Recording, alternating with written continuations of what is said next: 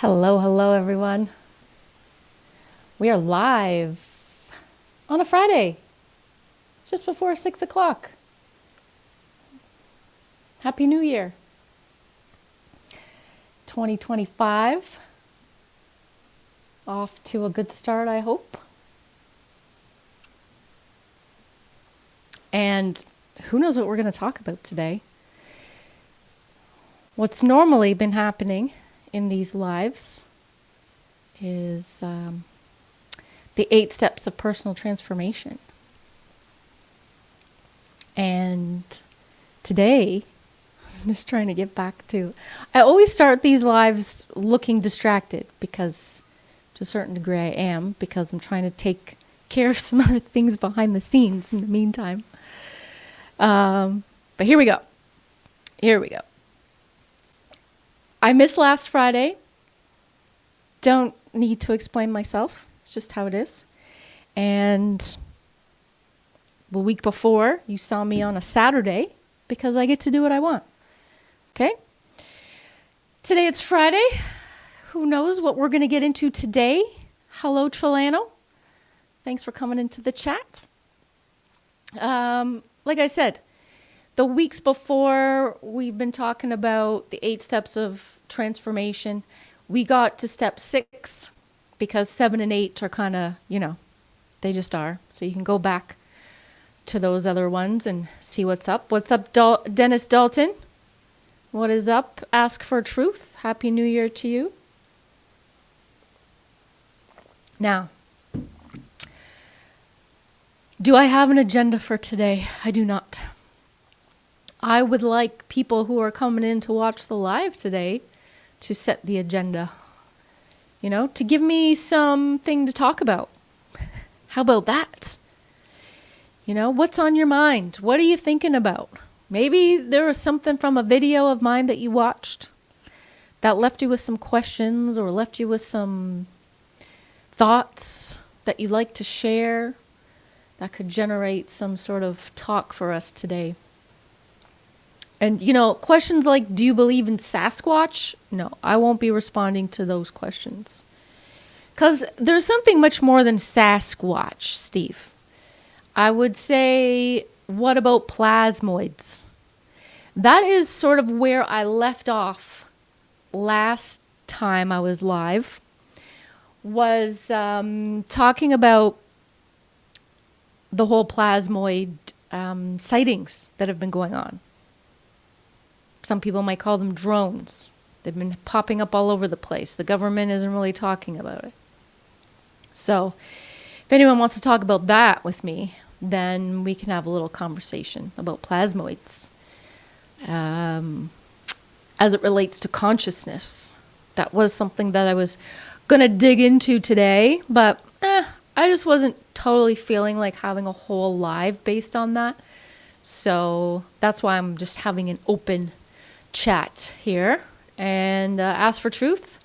You've been looking at the law of one. I don't know what the law of one is. Tell me. What is the law of one? I know about the law of vibration, the law of attraction, the law of one. Enlighten me, please. Please tell me. What is that all about?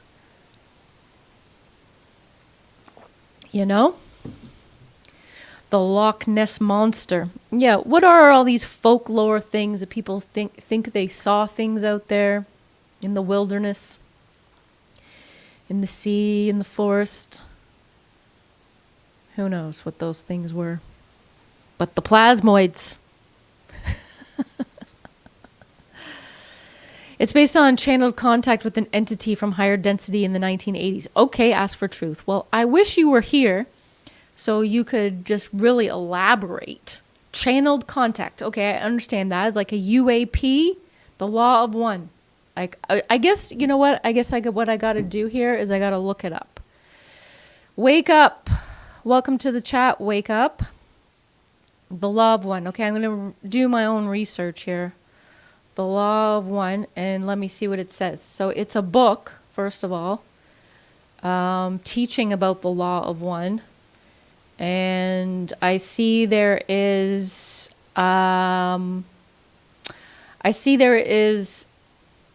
this picture. I don't know if you guys can see that or not. Maybe I need to bring it up somewhere else. How do I, you're not going to see that. The screen is mirrored. So it's like if I go to the left, it takes it to the right. If I go to the right, it goes to the left. It talks about density, fifth density. So these are the dimensions. Okay, well, this is what I'm going to do. I'm going to get it up over here. We're going to look at this thing. Let's have a look at it. Let's talk about it. The law of one. The law.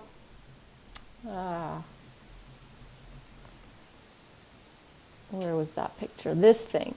Okay.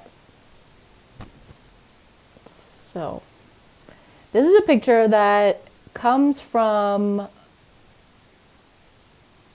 SoundCloud, interestingly. The 7 densities model of consciousness. So, I don't know if this is what you're talking about. I don't know if it is. Or if you're talking about something else. But this looks cool, so I'm going to bring this up. Hold on. I just got to, figure out how to get myself with this thing. Screen. Let me go to... It's take me a second here. There it is. Okay. Let's check it out. Shall we? Check it out. Here's the screenshot. I don't know how easy it is for you to read over there.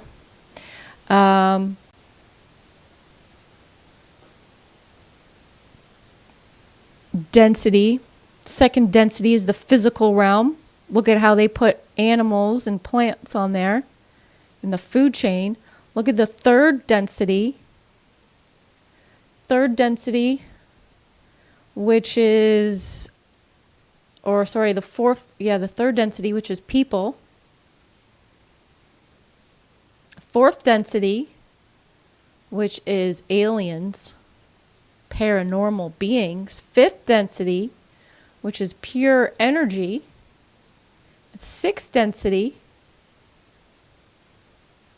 some more pure energy, unified through forms. And seventh density, which is pure energy, all objects awareness, divine essence. Yeah, that one's, I'd like some more information on that. Has anyone familiar with this thing? Does anyone have any sort of... Mr. Summers, hey, thanks for the super like there. Whatever you call those things with your donation. Thank you, Mr. Summers. 7 density model of consciousness. Yeah, we are clearly not at the top, are we? No.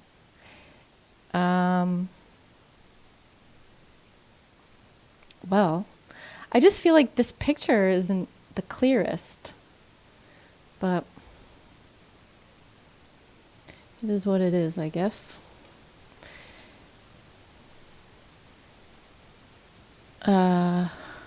Mr. Summers, hello. Been supporting for a while. Thank you for what you do. How can an INFJ thrive if they fall in the depths of nihilism?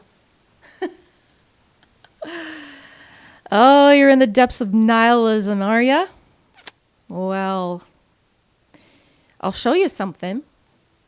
I'm going to show you something. Well, I don't know if you've watched my lives before, but I talk about the nihilistic way of operating. And by the way, I'll get back to that law of one thing in a moment. Sometimes I jump all over the place. Is it my ADHD? Who knows? I haven't been formally diagnosed, but I'm easily distracted by many things. I appreciate all you guys for coming in here and just hanging out with me. First of all, super cool. Thank you for everybody who's joining me on a Friday night from wherever it is you are. I greet you from Canada, where I'm from in southern Ontario.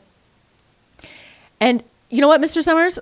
Let me just say that The INFJ is one of the rarest types. We know that, of the Myers-Briggs. For those of you that don't know, it's a Myers-Briggs personality type indicator. The I stands for introvert. The N is for intuitive. The F is for feeling. And the J is for judging. Now, last I took that, that was quite some time ago, but I feel like, your personality doesn't change. If you've taken the Myers-Briggs once, it's likely going to be the same. I don't know. Has anyone experienced any changes in it?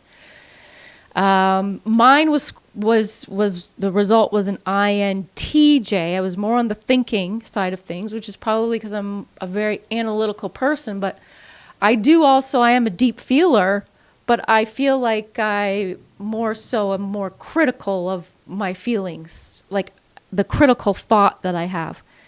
And so you'd think that maybe that might be the piece that is preventing me from going into, this nihilistic state where nothing matters, okay? And I don't know if you're familiar. Do I have my book around here? Where is it? There it is. Oh.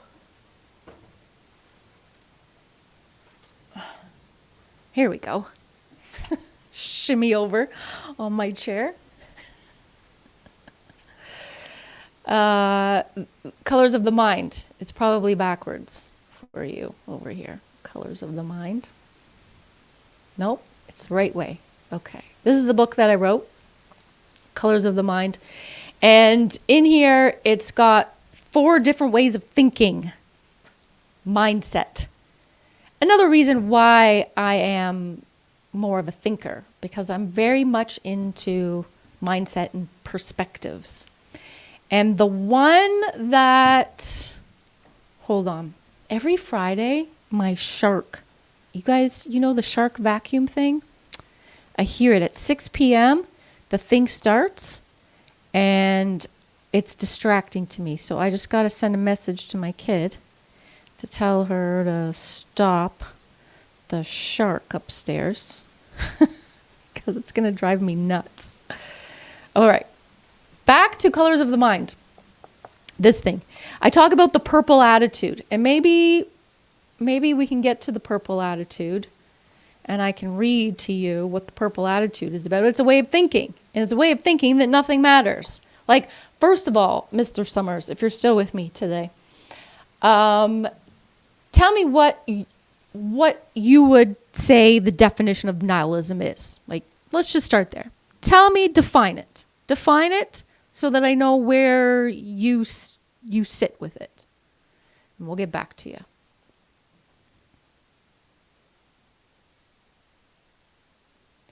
All right, ask for truth. Back to you for a moment on that law of one that we were talking about. It says all creation is the creator. All is one, the divinity in all of us. You know what that reminds me of? It reminds me of humanism. Being a humanist. It's all within the humans. The divinity. Nature. Humanism is very intertwined and connected with nature being the answer to everything. It resonates with early teachings of Christ consciousness, Sufism. And it talks about densities. Yep. Yeah, cool.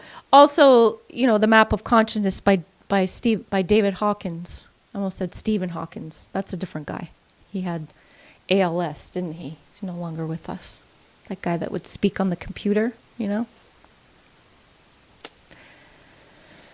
Okay.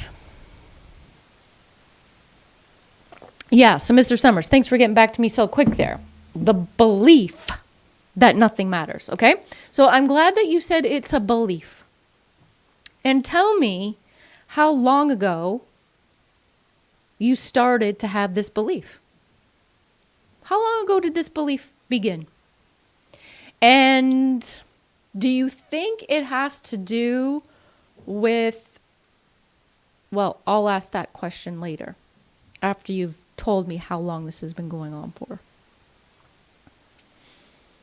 Dennis, you got some snow? I don't know how, I'm down here in my basement. I can't see the snow right now. I know it was snowing before when I was making dinner. So,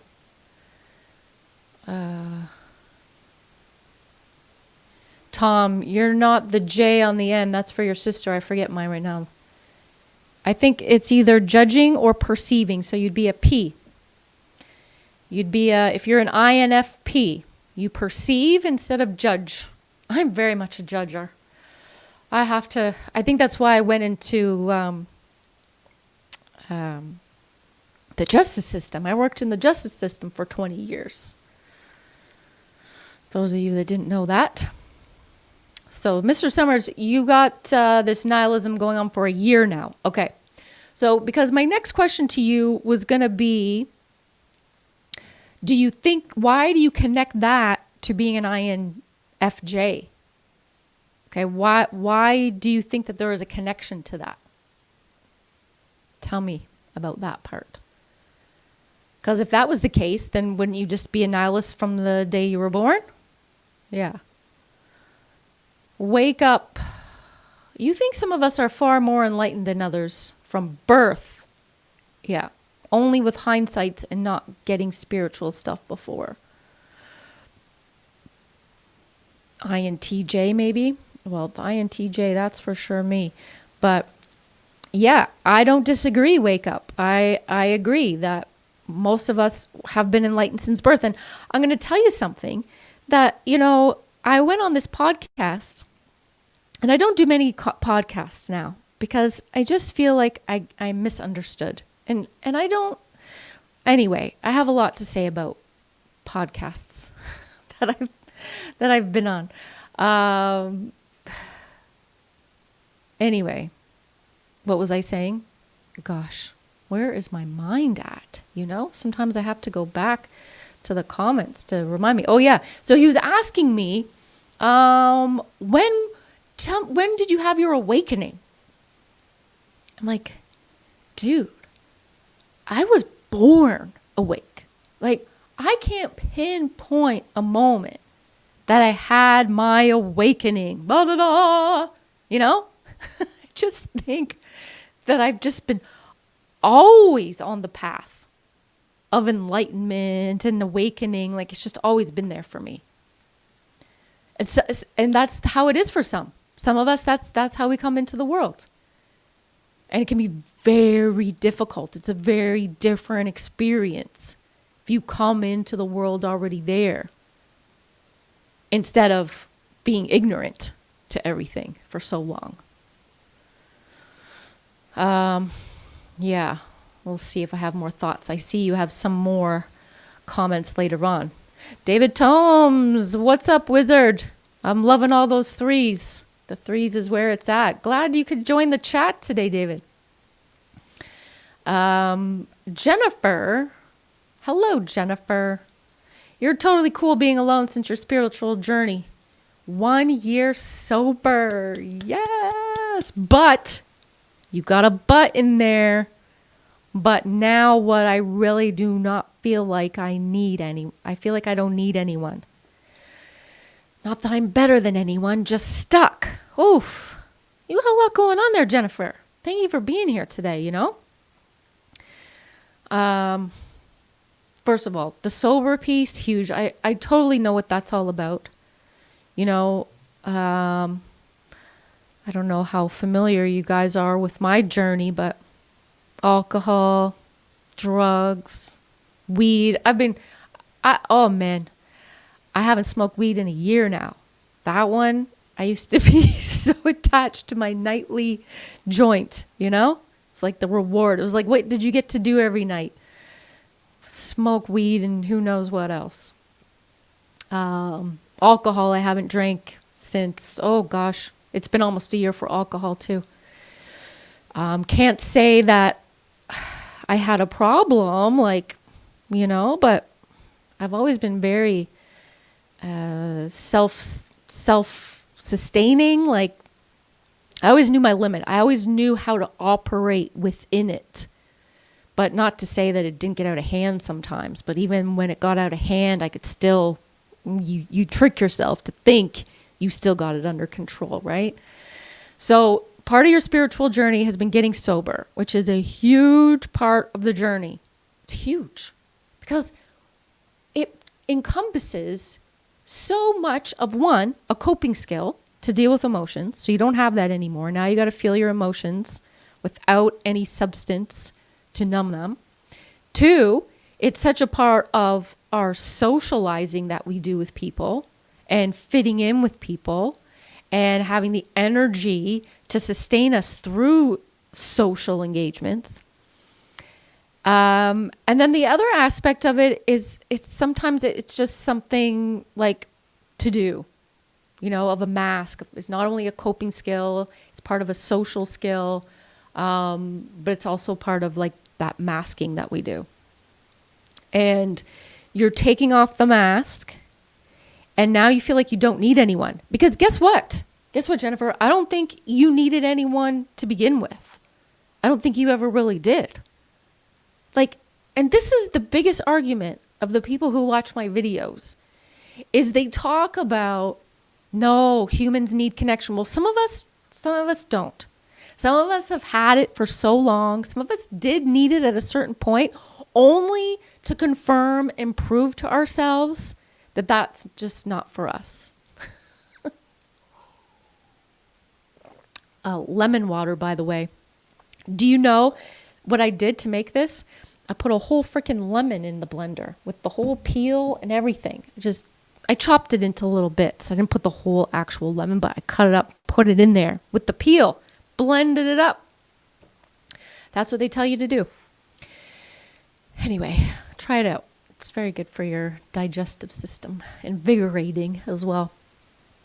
So yeah, tell me if, you can challenge me, Jennifer, if you feel like you don't need anyone, but maybe you never did need anyone. And it's not about it being a need, but now it's about a want, okay? Now, do you want someone?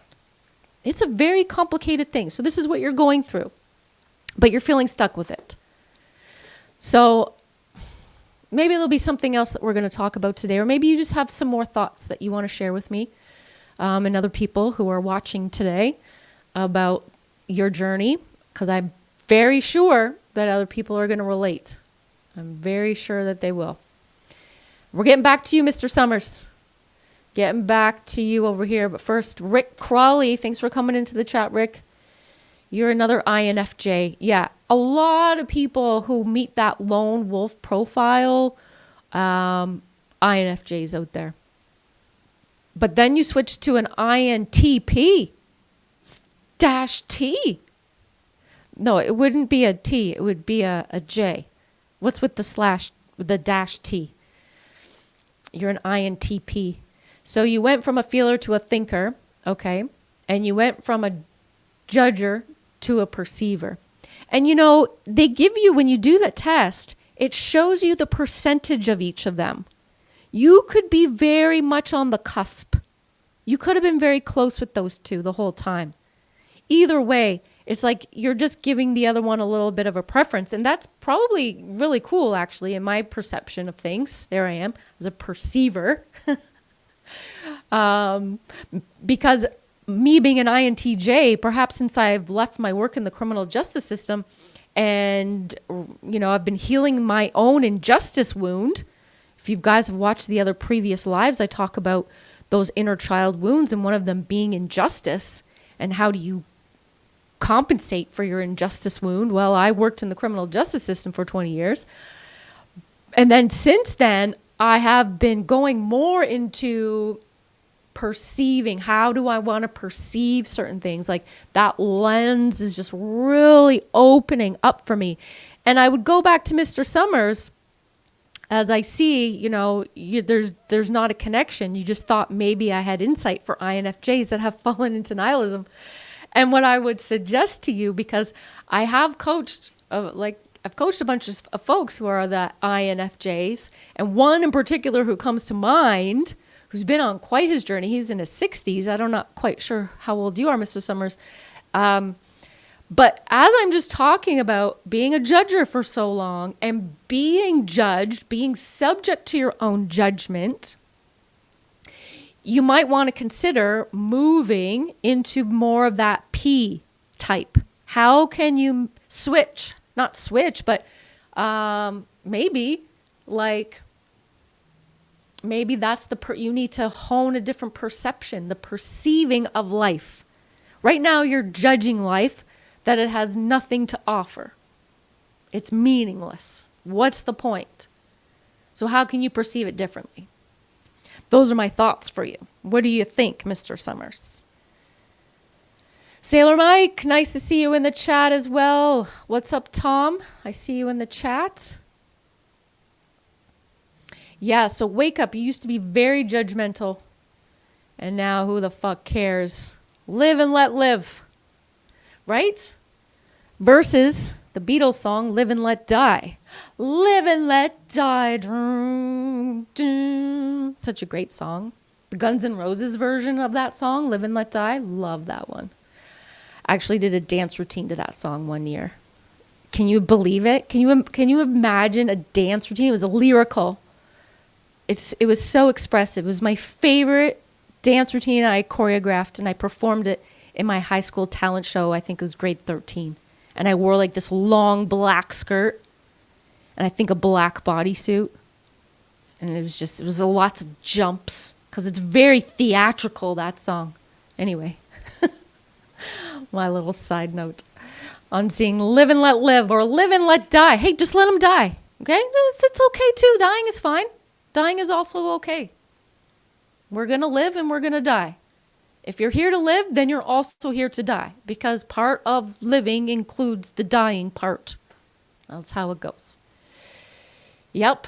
Ask for Truth. You got my book. Hey, yes. The Colors of the Mind. Just got to, of course, remind you guys, I did write this book.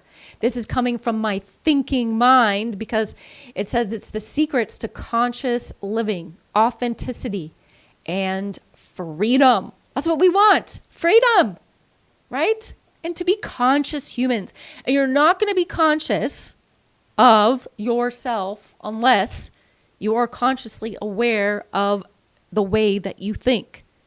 And the key to that is not only to be conscious of the way you think, but to be conscious of the way you think in a non-judgmental way. Like, be totally cool with all the thoughts so that you have this perceivingness about you. That, yes. Happy Friday, David Tomes. I'm just coming down to your part in the chat. Seeing you again. It was an INFP 2 years ago. Rick Crawley. Yeah, anyone else experience a switcheroo in their Myers-Briggs? So far, I've got one of you. Let's see. Brett Woods, you'd love to have me on your podcast. Yeah. Did you hear me saying how I don't really like to do podcasts? It all depends on what your interviewing style is. You know, people who have a podcast who have a set of questions already prepared, that's one thing, versus somebody who can flow with the conversation and build on it and actually have the capacity to reflect and sort of summarize and analyze what you're saying. And it's like a creation of that occurs, a creation of thought and conclusion, like a podcast where we're birthing something. Who knows? We just start from the beginning, and at the end, what did we birth? That's sort of the kind of podcast that I would like to be on. Maybe I have to start my own, but I don't have the energy for that right now. I got too many other things going on. It's Friday night. Where are you guys all coming in from? David, I see your question about getting out of the freeze, and I'm going to get to that in a moment. I'm just doing a basic live today. My last 6 lives have been going through the 8 steps of personal transformation. And that's what I do over here, guys. I help people with personal transformation. I help you get to the next level in your journey. I help you open up your mind and see things from a different perspective. And not only that, I validate a lot of things that you think are wrong with you. I give you an opportunity to see how actually that there's nothing wrong with that. Okay? Because sometimes that's part of our problem is we see things as a problem. And so sometimes my job is to get you to realize that that's not a problem at all. So let's put that one over there. What else do you got? You know? Yeah. Okay. Let's move on. I'm behind in the chat a tad bit. Just a tad. You guys are participating in the chat. I love it. So keep it up. Keep that going. Wake up. You had your awakening in 2018, 2019 when you found meditation, but then you realized you were always awake and then it made it click. Yeah. Isn't that so interesting? It's so interesting, Wake Up. I used to drink a lot, not alcoholic, but worked in the financial markets, grew up around it. I think probably like you from what you're saying, it also gave 9 months when I gave up 9 months when I awakened. Yeah. I don't know. Like, I think you can still be an awakened spirit who is going through addiction, you know? And I don't know, tell me if anyone has thoughts on that. You can still be awakened and enlightened and also experiencing addiction or just, you know, having an unhealthy relationship with substances. And honestly, I don't really see any healthy relationship with substances. Which brings me to like go back to what you're saying there, Wake Up, how you probably when you awaken, like I awakened, there's lots of levels to your awakening. Like there's always things that you're uncovering. Like it's endless. It is infinity. It's not like I had my awakening and that's it. No, well, good for you, but there's endless numbers of awakenings that you're going to have. So don't just be stuck thinking that you're one and done, you know? Like, let's go for another round. They're all awaiting you. But when you go through that experience of substance use, sometimes it can be very enlightening and you do discover things and you think that this is just the greatest thing and you're never going to give it up. And it gives you so much enhancements and enlightenments and it can, and it does until guess what? It becomes a crutch and it holds you back and you start to really damage your brain cells and your nervous system and who knows what else. As you get older, like, let's face it, okay? You're not 20 years old anymore doing all this stuff. So that's that next level of saying, how can I still experience these enlightening times, these creative times without the substance? That's next level. Let's go, right? Respiragu. Thanks for coming into the chat and sharing your sober journey. That's been 6 months. And yeah, it wasn't such a great coping mechanism, but hey, it worked for the time, didn't it? Sure did. Let's get back to how to get out of the freeze. Now, if any of you follow me on Instagram, Instagram. I haven't been on Instagram in like a month. Do you know that? I've like abandoned my Instagram followers. So it's just a vibe. I just can't connect to Instagram these days. But TikTok, I still go on TikTok a bunch. And I posted one on TikTok. I don't know if any of you follow me over there, but this one's doing pretty good. And it's called, it's got around 70,000 views already on TikTok. But I talk about the functional freeze. I talk about getting out of the freeze state.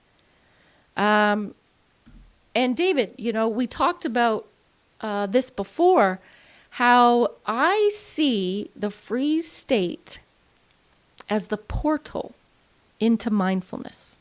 Now, you have to really be willing to understand what mindfulness is. Like, if you just think mindfulness is meditation, then you've got it wrong. It's tricky. I've been in the freeze state. I mean, not too long ago was I there.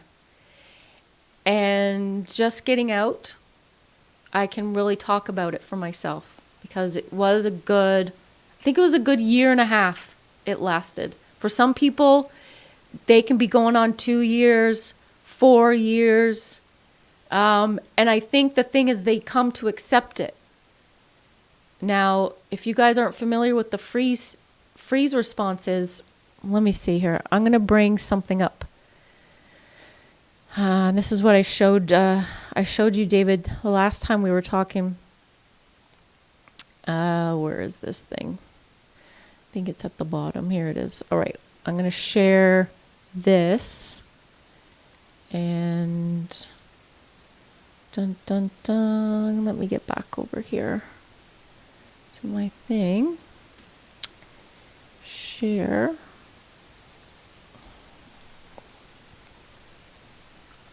Okay.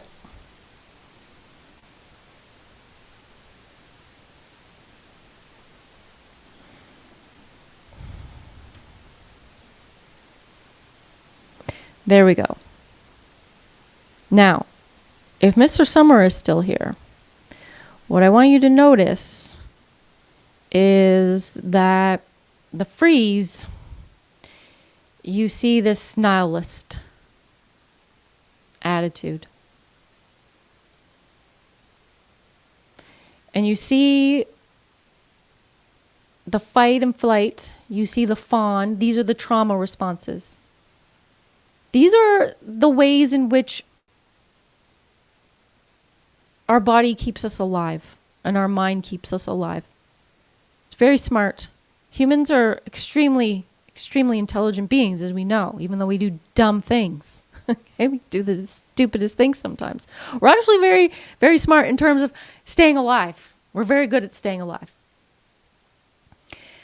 We might not be happy about it, but we make it happen.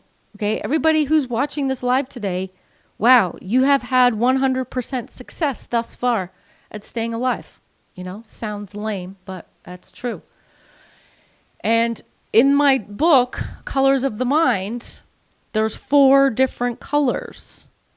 And the 4 different colors are represented here in this wheel. There's the green attitude, which is the mindful attitude, which has its home base in neutrality, which is able to be compassionate with themselves. They don't punish themselves. They don't think their life is a perpetual sin. They're not self-deprecating. They're very compassionate. Okay, they stand up for themselves. They matter. Like, they get things done that needs to be done. They have boundaries for themselves.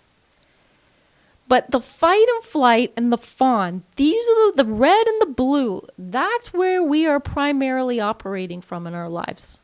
For a lot of us. Okay, a lot of us, we're there in those 2 places, the red and the blue.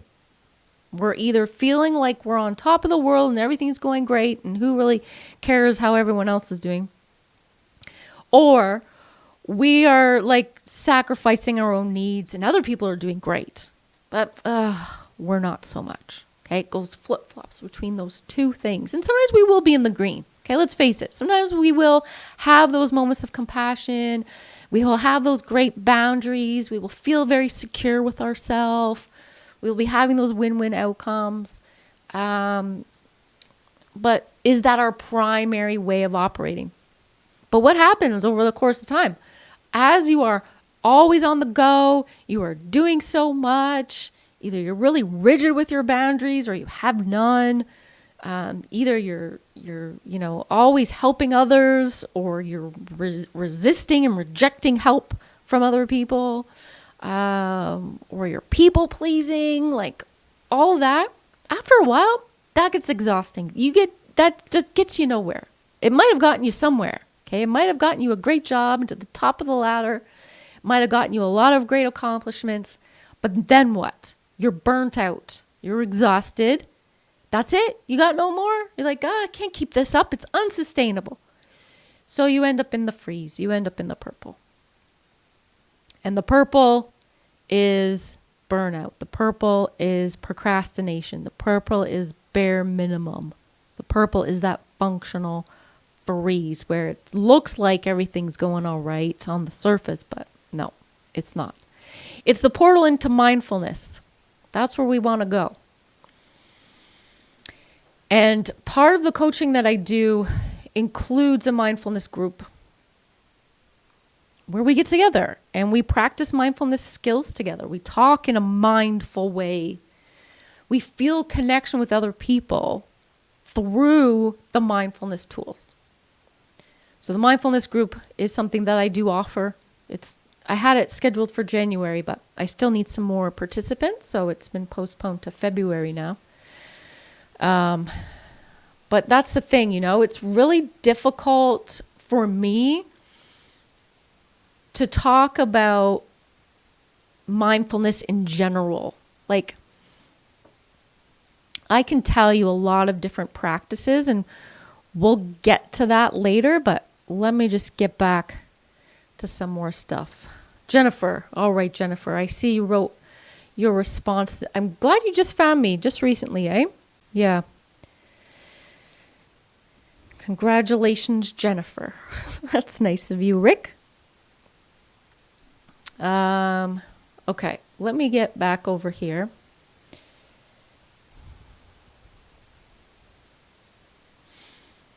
Wake up. You're writing some concern, an interesting thing there.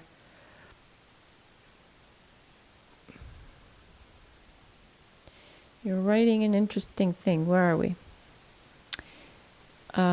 Johnny, Hamilton, Ontario. Is that where you are? Johnny, are we neighbors? I wonder. Don't be looking out for me here. You won't find me. Erica in Ohio. Brett, you're in Salem, Oregon. Whenever I see Salem, is that like, that soap opera, Days of Our Lives? I think that was set in Salem. Otherwise, I've never heard of it before.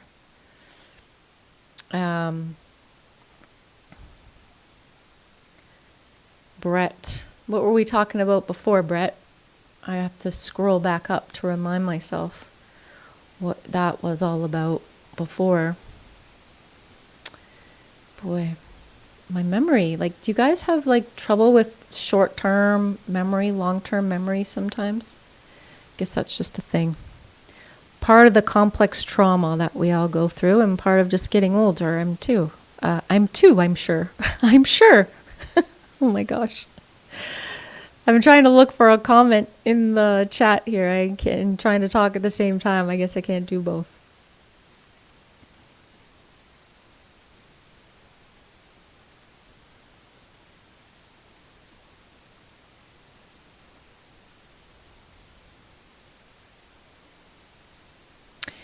Yeah. So wake up, you're talking about you're changing from an introvert to a forced extrovert to now introverted, almost hermit, last 5 years. Oh, that makes sense, eh? That makes sense. I guess when you look at that wheel that I just showed, how it went from the blue to the red into the purple, have you found mindfulness? I feel like you have. If you're talking about the law of one, then it sounds like you have found mindfulness, but then do you practice it, right? It's one thing to know, but then it's another thing to be.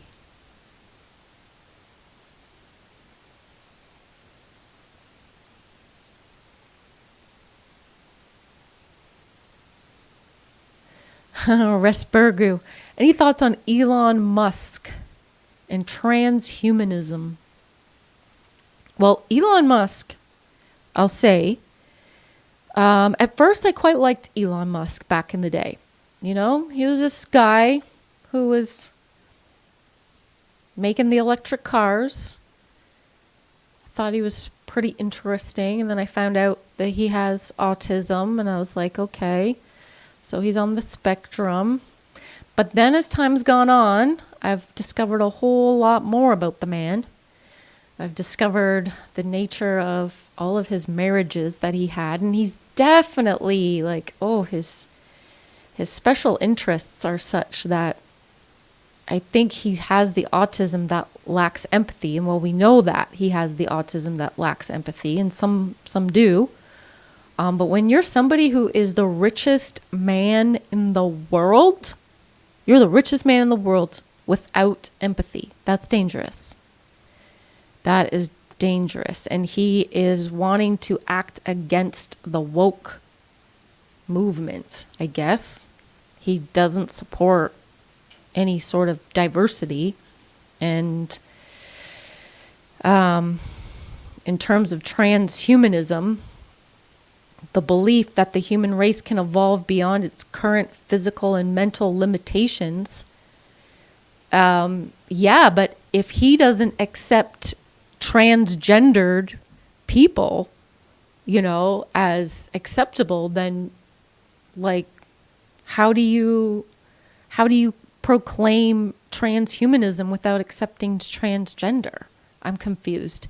He says a lot of just conflicting things. Like, I don't know about that guy. I'm sure you guys all have the things, and the fact that he's supporting Trump and all this nonsense that he's doing, oh man, it's dangerous. It's a dangerous combo, that's for sure. Yeah, Johnny with the statement there, whatever anybody else thinks about you is none of your business. That's none of your business. Oh, I know, but we like to make it our business, don't we? We just want to know. We just want to know what that person thinks about us.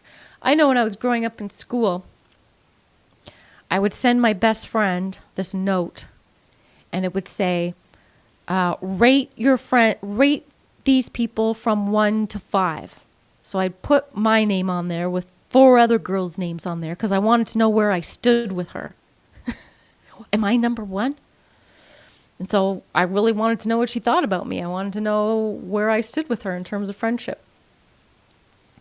So for some of us, we can be really confused about where we stand with people. And so we kind of need to know. And maybe that's why a lot of us just don't stand with anyone as a result. Hey, what do you think about that?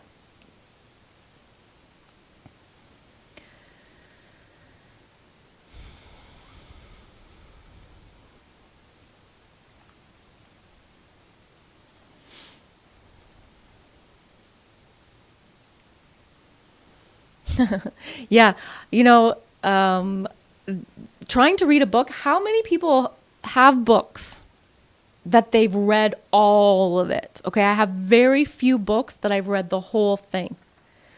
I've read all of my Osho books. I've read all of my David Hawkins books. There's a few other books that I've read all of them, but some books I'll get to a certain point and I'm like, yeah, I know. I get it. I don't need to read the rest. I know how it's going to go. So I don't bother. But what I've been thinking to do is read chapters of this book to you.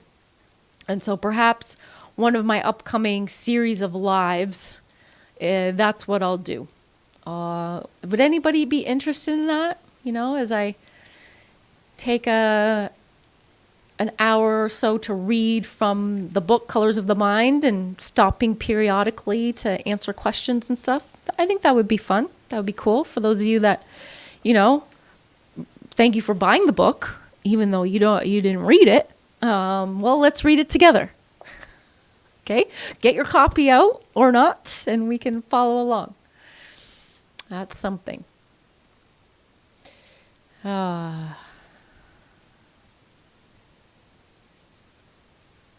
Berks Falls. Sailor Mike, you're from Berks Falls? Okay, this just gets more and more interesting, Sailor Mike, because, I keep finding more and more about... Sailor Mike, by the way, for everyone watching, has been one of my OG followers. I think you've been following me for at least a year now, right? Maybe longer.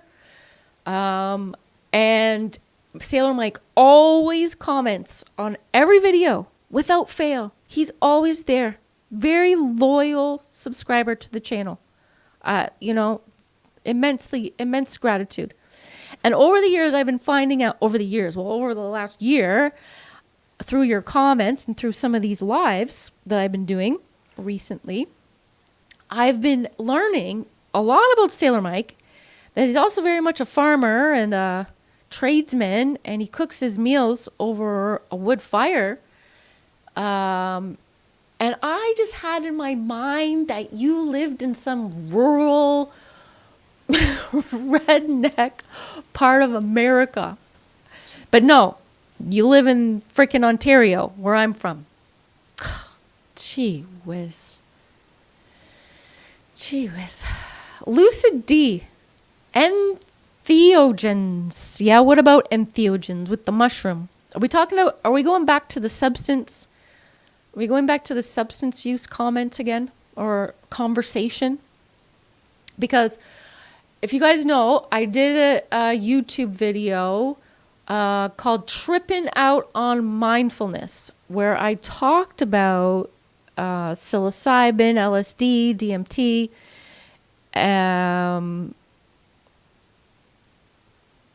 Did I say acid? I think so. Gosh, short-term memory is so bad these days. So I did a video on that where I talked about psychedelics and how it can open up those parts in the brain toward awakening, enlightenment, and opening your perception of things, which is very helpful. And it's also been proven to help people overcome trauma and complex trauma and process all these things. But, you know, we have to respect it. We have to respect it just like anything else. And just like, it's very interesting how plant medicine has, you can't become addicted to it. You know, it has built-in preventative measures.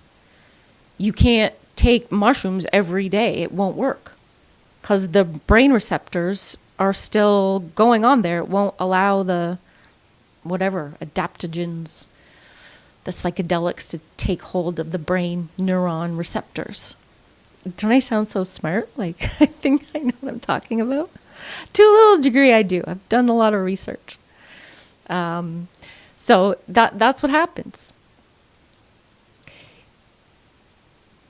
You can't become addicted to those things. So how lovely for plant medicine to have that embedded preventative measure there for us.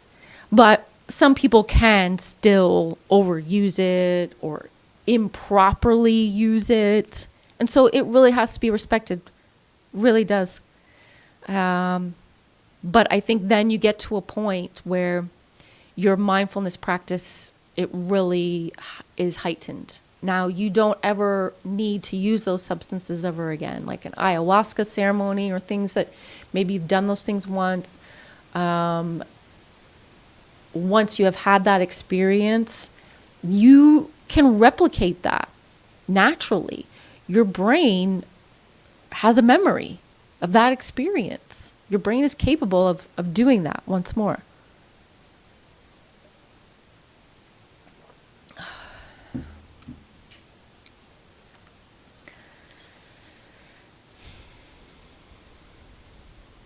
All right, we are back on this conversation. I'm so behind in the comments, guys. Oof. I need to not talk so much because then I get really backed up from what you guys are saying. I need to keep up with real-time comments, you know? I'll try a little bit better here. I'll get caught up and then I'll try not to go off on too many tangents. But it's hard. I can't guarantee it. I'm not making any promises. Rick Crawley. Addiction can light the flame of an awakening. I numb myself to endure a 19-year marriage to a narcissist. Yeah. Tried to hang on to see my 3 kids graduate from high school. Oof. You know? The reasons why we stay in relationships, it's so, like, the rationales, the reasons that we come up with why it's a good idea to stay. Just, when you could have left at any time, and it would have been fine. Would have been just fine. You know, we have these fears, these stories that we tell ourselves.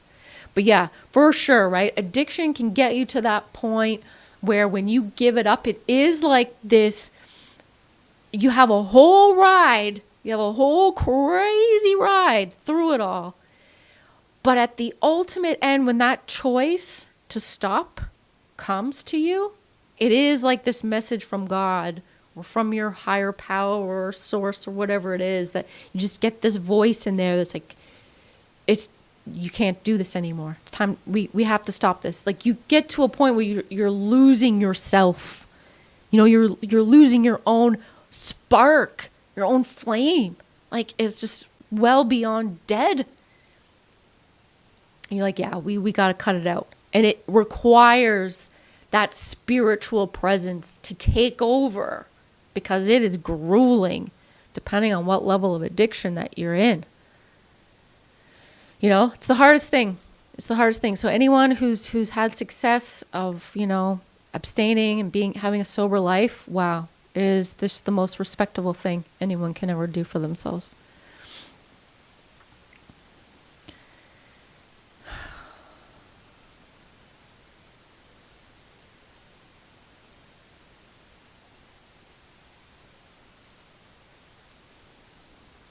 Oh, David, you're quoting William Blake. I love that. William Blake spoke about addictions and that the road of excess leads to the places of wisdom. Yeah, it does. It really does. It really does. Until you then have the wisdom to no longer follow that road of excess. You know, it's like you're just destined to go down that road because there's something for you to find. But how dare you go down that road? Yeah. I dare you to do it. Yeah, let's go. Because let's face it, we're risk takers out here. How many of us are risk takers? How many of you are like on your 9th life? If you were a cat. Yeah. It's getting close, you know, where you're like, okay, whew, all right. I don't think I have any more. Like, we can't be 20 years old anymore. We got to slow it down. My dad, oh my gosh, you know, if my dad was still living, I love you, Dad. I love you. He passed away almost a year ago at the end of January. He was the biggest risk taker, that man. That's probably where I get it from. Okay. He was fearless. He would do all sorts of crazy things, just stunts and certain sports. He would tell me about jumping out of a plane. He would even when he was cutting the grass on his riding lawnmower, he cut his toes off. Like, what are you doing? You know, he took me for tobogganing when I was a kid. I remember he ran down the hill because he thought I hurt myself, and he freaking twisted his ankle. Like, he was just a walking accident waiting to happen, that man was. He was also an alcoholic, a raging alcoholic. So that's probably part of the problem as well. He struggled with alcohol to the day he died, and that's actually what killed him, is the alcohol withdrawal. When he went into the hospital and he couldn't have alcohol, and he just tried everything he could to get out of that place because he knew he was going through really bad withdrawal, and that's what did it to him. Anyway, this is what I mean, you know? If my dad had gotten to a place where he was like, wow, I think I've learned enough on this journey. You know, my dad, he had this boat. Here's one for you, Sailor Mike. He had this boat, and he would take it down to, Turkey Point. He loved Turkey Point. He would go to Peely Point. He was mostly in Lake Erie with this boat and drinking a ton. And one time, I think he was I don't know what he was trying to do, but he fell off the boat, hit his head. He washed up on the shore. Some other boater came and found him, took him to the hospital, saved him. I don't know how this whole story goes. Saved his life. He's washed up on the shore. He wakes up the next day. He's in some man's house. He's like, "Where's my boat?" Well, and then took him back to his boat. Like when I'm talking about 9 lives, you know, this is my dad.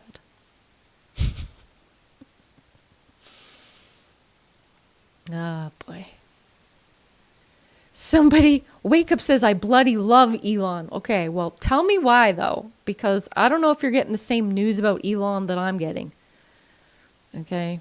I don't know if you're getting the same news.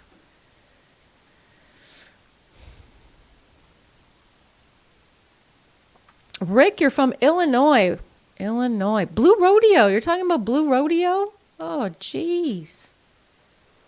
I've seen Blue Rodeo in concert, I don't know how many times. Jim Cuddy, I met him in person. Got my photo with him. I love Blue Rodeo. Really great memories. But I don't know who, I guess Bob, I just know Jim Cuddy's name. I don't know the other guys' names. But Illinois is cool. I've been to Chicago. Have I been there twice? I think I did go to Chicago twice. Love that city. It's very cultural. Lots to do there. Great music scene. The birth of house music. Those of you know me, I'm a big house music fan. Not so much these days. Haven't been listening to much music. Much Music, which is a radio channel. Oh my gosh. I could just go off on some tangents right now. But let me get back on track. Tim Birdsong. You love my show. Thank you, Tim. Thank you, Tim.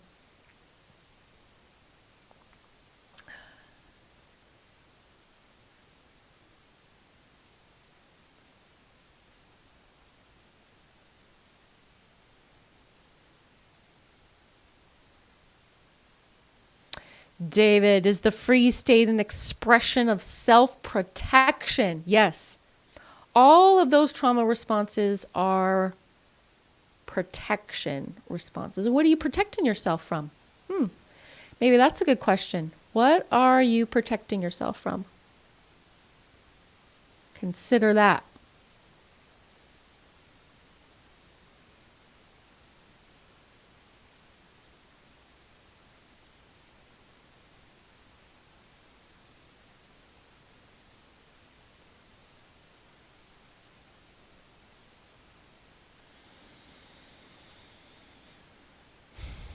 David Dockham, I guess we got two Davids in here. David D is saying if you meditate a lot, the frequency of your thoughts arising will decrease until you can sit in stillness and mental silence in longer and longer periods of time. Yep. Indeed. First you just gotta sit. And I think the challenge there in sitting is accepting the fact that your mind is going to be busy. You're going to have a lot of thoughts. It's going to be loud. So loud that it's going to tell you that you can't do it and that it's not working. But if you can stick with it, yeah, there's some pretty cool things to discover, just like anything that you stick with. And all it is just literally sitting there. Being with your thoughts. And I think that's the problem, is people think that there's something that they're supposed to be doing. Well, how do you do it? How am I supposed to do it? Hey, remember, you're a smart human. I'm sure you'll figure it out. And this is the thing, is I know there's lots of methods and teachings and different ways and strategies and suggestions on how to meditate. But I encourage you to just find your own method, your own way. How about that? That's essentially how I got into it. I took a few suggestions, but, I don't like to be told what to do. I like to decide for myself. So I took it as an exercise in personal exploration. Yeah?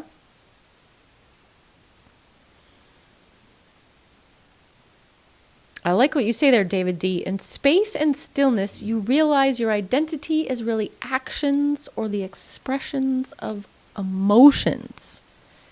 Your identity, yeah. So don't get attached to your identity.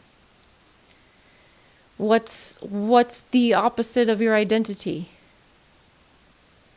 Right? Your identity, I think, is your ego expressing itself. Whereas your higher self, it doesn't need to do anything. It's not doing anything, and it is non-judgmental. Johnny, you're in the Lock Street area? Yeah, you better not. If you see me, you won't see me, okay? You're not going to see me around at all.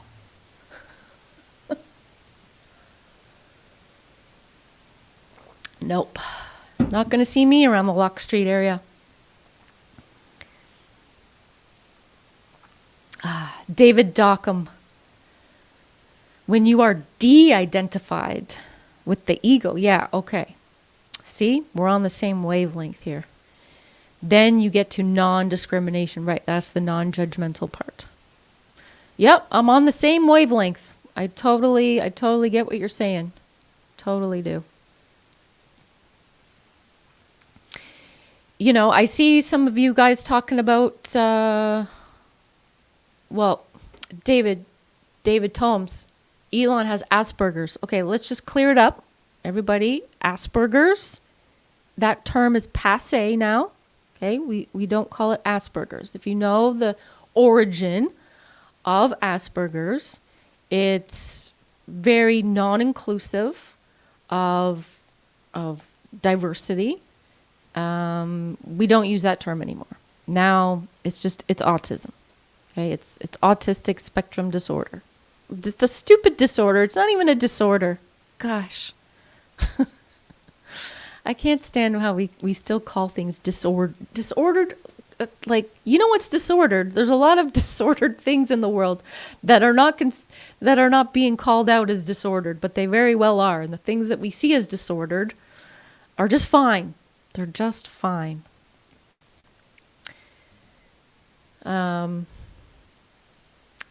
Let's see. There was something else. Things catch my eye in the... Oh, I know what I was going to say. I see some of you guys are coming in and talking about the freeze response, how you've been there.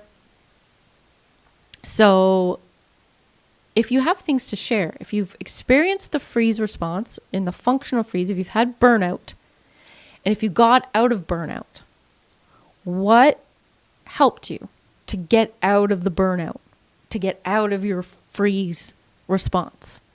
If anyone would like to share that, I think it would be really helpful for people to read about.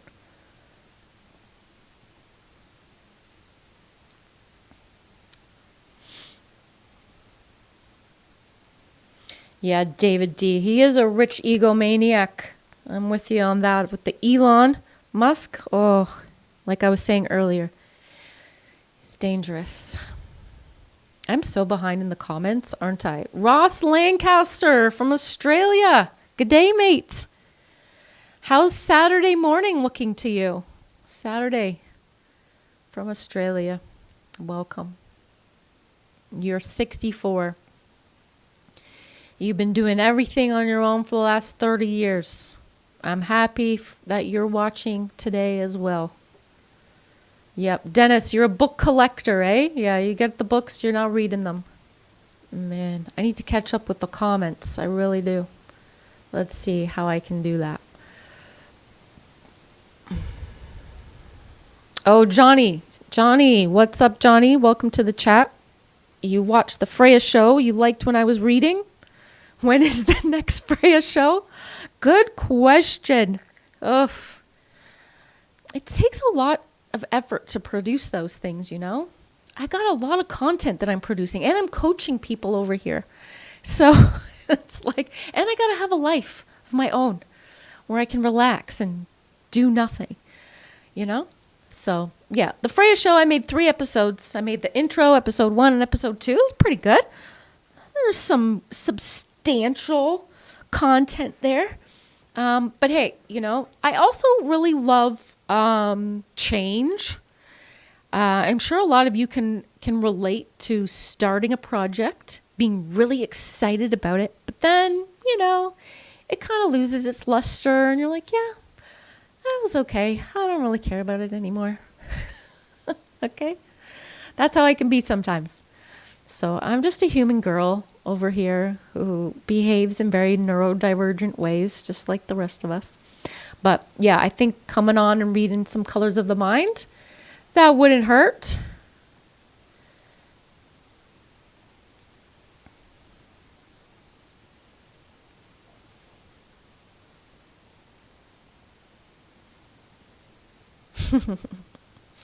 I've finally caught up with all the comments. I'm so proud of myself.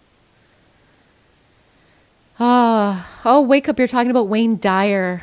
Yeah, Wayne Dyer, what a guy. Have you read his book? Speaking about reading books and not reading them all, but this is one you can just kind of take in little doses.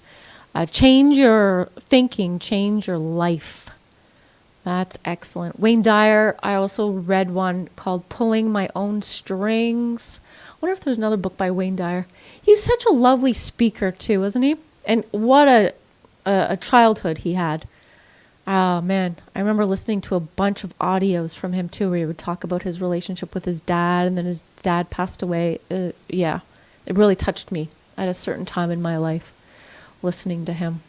You know, it's so interesting. There's so many great spiritual authors and teachers out there, and somebody would say, "Oh, have you heard of so and so?" And I'm like, "No, I haven't."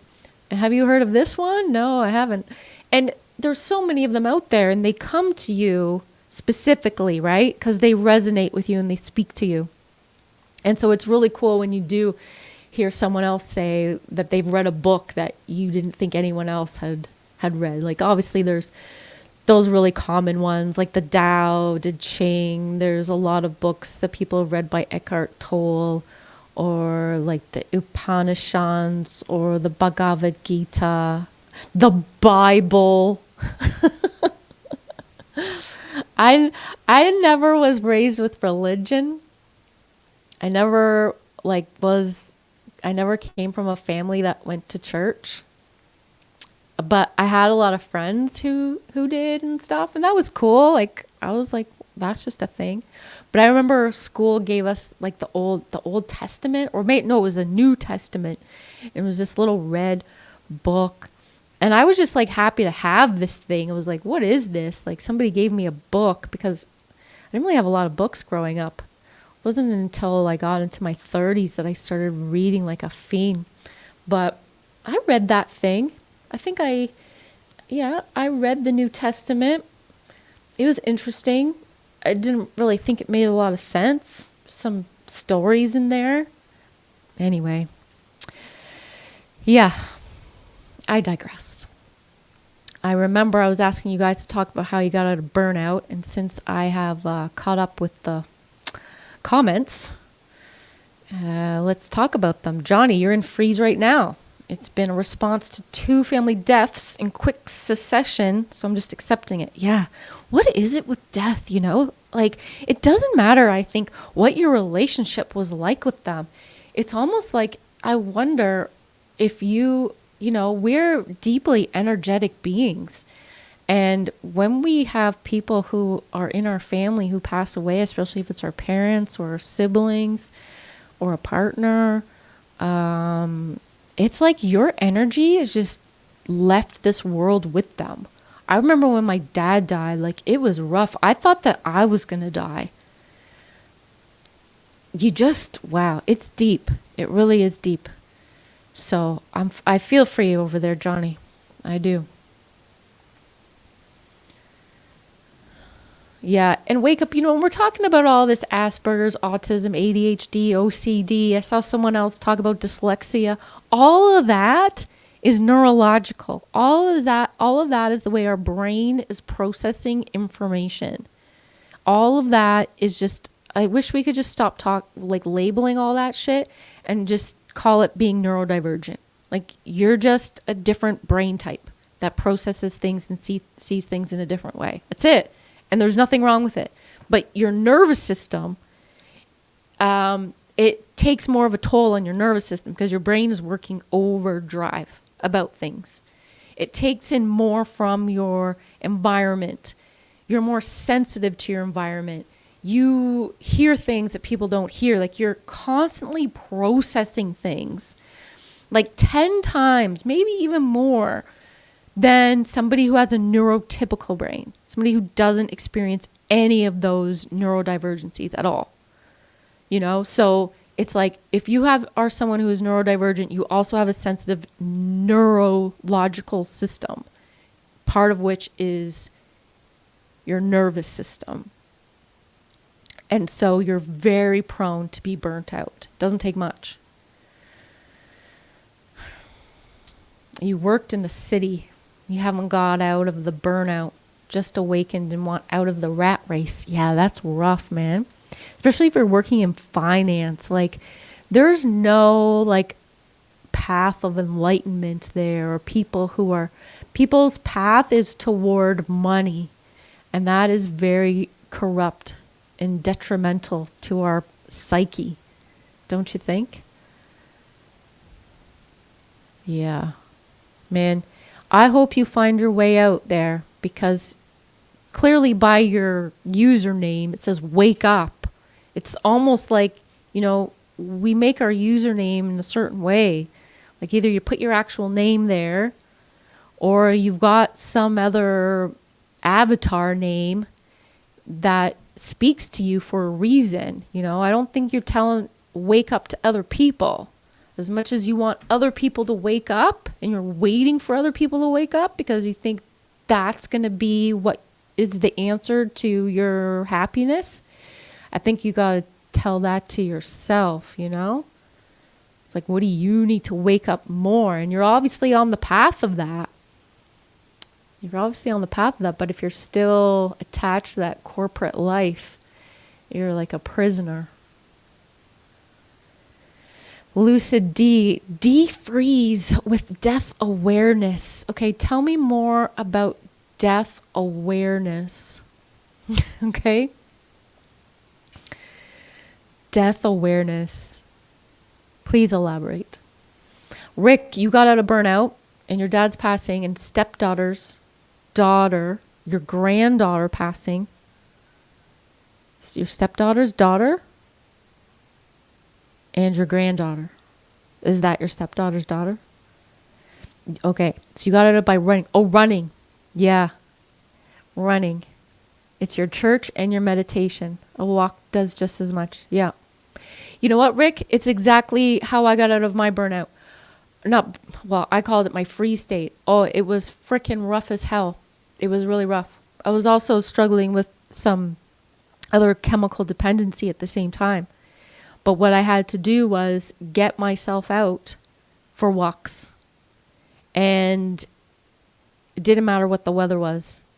There was just like this urge, this pull to get out, go for a walk. And I kept walking and walking and walking and walking. And then one day, I overcame this dependency that I had. And I was walking the same routes. And I'm like, wow, look how far we've come. And then I knew we've also got out of the freeze. Because the freeze, hey, you can really start numbing yourself in the freeze. It's a very tricky place to be. I want to even say like I don't want to say evil place to be. I don't know what the word is that I'm looking for. It can be evil. Johnny, talking about the Freya show. Pure entertainment, eh? Everybody should go back and rewatch them. Yeah, it was really a veritable, what is this? A veritable cornucopia of action. Thank you so much for the review, Johnny. I really, really appreciate that, Everybody go back and watch them. Yeah, I mean, I had a hoot making those episodes. Oh, the lips get dry here in the winter. You know what? I won't even tell you what I'm putting on my lips right now. Anyway, lanolin, some good stuff. Yeah, thanks, Johnny. I appreciate that. I really do. The Tao Te Ching. Yeah, wake up. The Tao is spelt with a T, but it's pronounced with the D. Yeah, it's with the T. By Lao Tzu. They were the ones that literally came to you. Wake up. Hey, we're connected today, aren't we? We are connected today in this live. I love it. I love it. I just need you to come around on your view of Elon, though, okay? I need you to understand a little bit more about his conniving. Okay, remember when I was saying I couldn't think of the word and it was evil? How I was talking about the freeze response, especially if it's coupled with an addiction. That's evil Knievel. That was the word I was thinking of. Sorry. Evil Knievel. Bruce, I just noticed you come into the chat now. I don't know how long you've been. Why do I think my father drank so much? Well, My father was a very sensitive man. Very sensitive. I know that for a fact. He was so loving. He was so exuberant. He loved music. He loved dance. He was me. Okay? And the only reason why he was so extroverted was because of his drinking. But deep down, he was an introvert. And so I think it was because deep down, he was an introvert. He was raised very poor. You know, he was from Denmark. My grandparents came to Canada when he was like 9 years old. They struggled a lot. They lived in like the very cheap part of the city. And my dad got a job at the steel mill, which a lot of people back in the 60s, 70s, where I live, worked at the steel mill. You know, very similar to, my city is very similar to Detroit, Michigan. Okay, if you know what Detroit, Michigan is, that's the Canadian version of the city that I live in, Hamilton, Ontario. And, you know, he worked there. The guy would tell me how he would even drink on the job. He would sleep on the job. Like, the guy just got away with so much. But what a sparking personality he had. Yeah, I think he was just really sensitive. Long story short, Bruce, my dad was a sensitive guy who had a lot of unresolved trauma. My grandmother, his mother, my mom, my famor, she was suicidal. She struggled with suicide. And my fa, his dad, also struggled with alcoholism. So it was hereditary, first of all, you know, which is probably why I struggled as well, but not to the same degree. And I think having a father who was an alcoholic who really impacted my life in a negative way for a period of time, you know, what was a wake-up call for me to not go down the same route. Okay, we're back on to talking about getting out of freeze, right? This is what we're talking about. Robert, you're going to be in Detroit on Sunday. Well, I don't live in Detroit, but it's probably like 5 hours away from me, Detroit, I think. But what are you going to do in Detroit? Anyway, let's go back up. I'm not quite caught up. I just saw that one, but let's go back up. David, because we were talking about if any of you that are watching right now can share how you got out of your burnout, how you got out of your freeze state. And freeze is characterized by like bed rotting, by doing the bare minimum, like having also no joy for life. Hey, if Mr. Summer is still watching, it's that nihilistic, like, what's the point? It's a lose-lose mentality. You get to the point where you're like, I can't do anymore. It's like a flop. You just flopped. Like, you just imagine yourself flopping on the couch and you see all the things around you that you're supposed to be doing, that you need to be doing. And sometimes you'll drag yourself to do it. It's so much effort. Sometimes you'll only have, you know, the energy to just do one thing a day. And you like do that one thing. And then you're like, oh, I did that one thing. And sometimes that one thing is just having a shower and getting dressed is that one thing, you know? Sometimes that one thing is just tidying up your kitchen and you're like, well, I just did that. I can't do anything else today. Okay? Just to give you an idea of what I'm talking about and what people are going through. You know? It's different for everyone, but essentially that's really what it feels like. So David, I know one person was talking about, was it you, David, who talked about running? Is that who got out of theirs? No, that's Rick. Rick was talking about his running. And David, you're talking about cleaning. Yeah.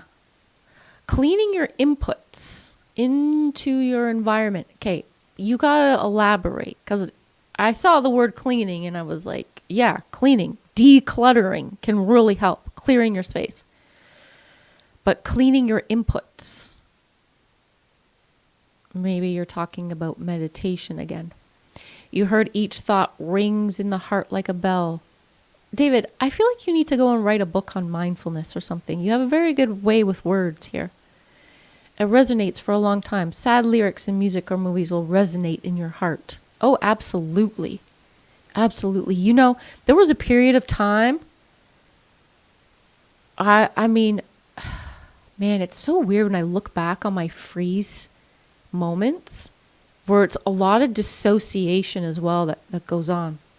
But there was a period of time where I could not watch any shows.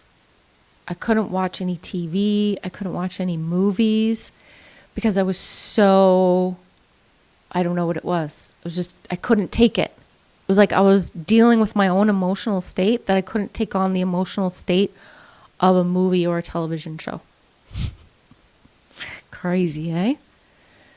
Only recently have I been able to like go onto Netflix and find something to watch and then watch the whole thing. And then feel like that's an accomplishment that I was able to watch a movie. Crazy, but that's the reality. I don't know if anyone else can relate to that. David, that's what you think is healthy about isolation or solitude. Yeah, man. Hey, I like what you're saying over there. The bell of your heart. How beautiful does that sound? The bell of your heart can go still instead of resonating all the time. Okay, the bell of your heart, the chime, the ring of your soul, the song of your soul. Yeah, the song of your soul. What's the song of your soul sounding like? Is it singing? For me too, to get out of the burnout, get out of the freeze, was singing. And sometimes it was just doing a high-pitched sound with my voice, like an opera singer. Ah! And sometimes singing my thoughts. Also humming, and just singing in general. But that would be very short stints of that. Because also in my freeze state, I also couldn't take a lot of outside stimulation. So that included music and sound. And so in my freeze state, I had to have a lot of silence. A lot of silence.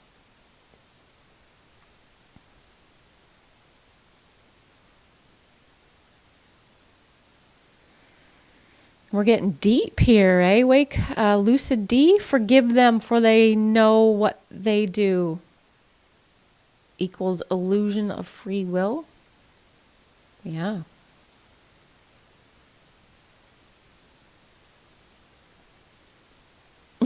Okay, you're too much now, wake up. That little red New Testament thing from school never resonated, yeah. Oh, boy. I'm sure we would have lots in common, eh? Who knows what else we've got going on over here.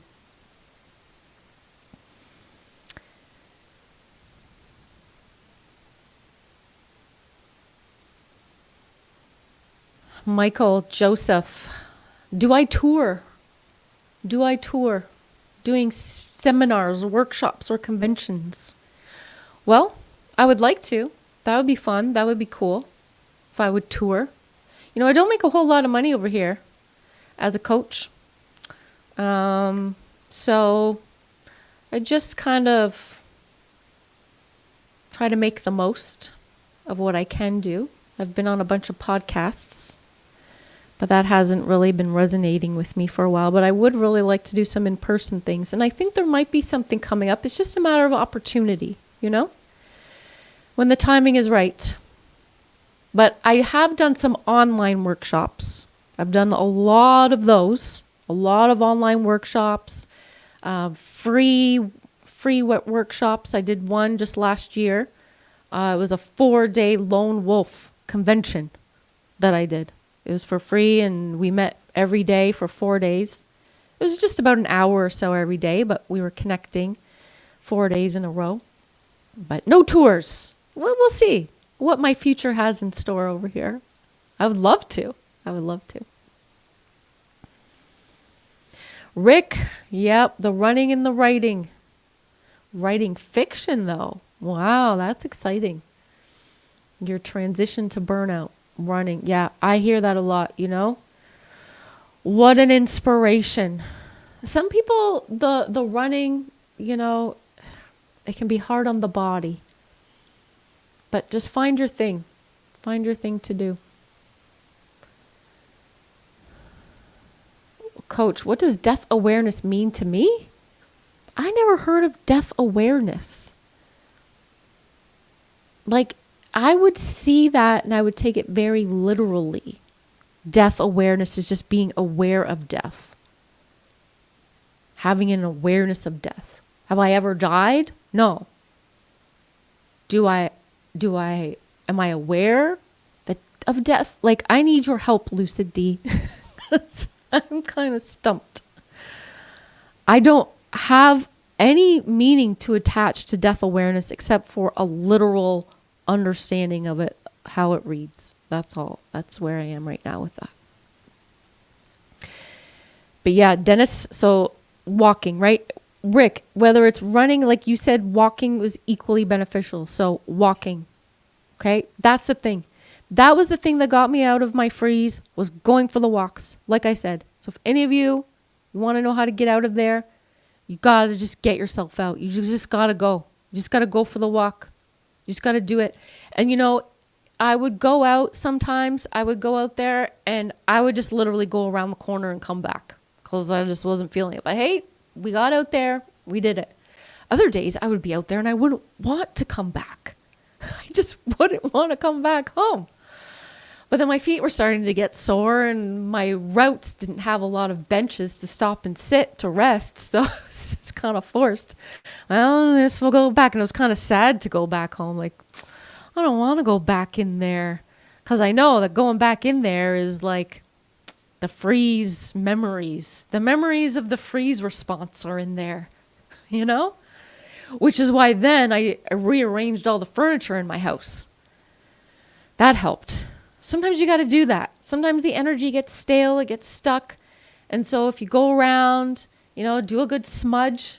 You know, I hope everyone has got their sage and their bells and their chimes and all that stuff so you can clear the energy.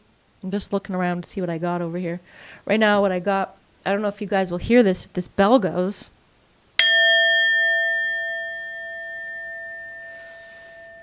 I don't know if that came through over there, but sometimes that bell just, oof, that's the ring in the heart. Hey, get that ring in the heart. Then I got this is a witch's bell. I don't know if you guys can hear any of these, how the sound is through these things.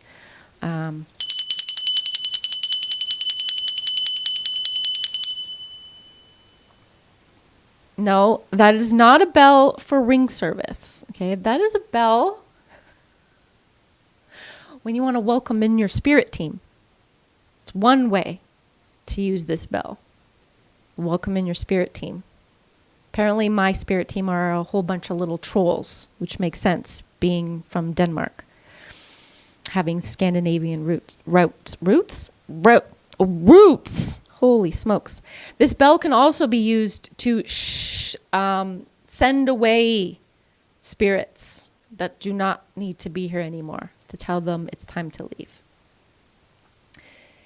And sometimes our spirit and our soul needs these kind of tools as rituals, as sending a message to our energy and vibrational source that it is time to change it up.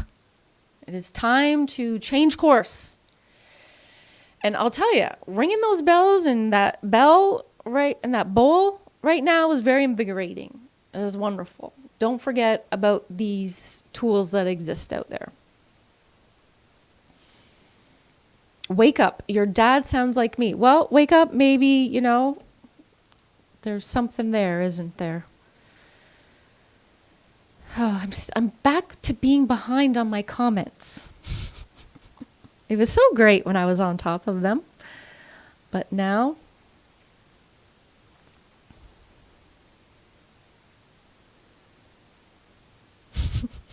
Well, wake up. Listen, I know everybody needs to wake up, but you can't tell people what to do. Okay, I'm reading your comment that says everyone needs to wake up. Is what that in relation to. Just a wake up and see what's what. Everyone. Raise the consciousness. I know. We want everyone to do that, but The only way to get other people to wake up is fill in the blank. Tell me. The only way to get other people to wake up is...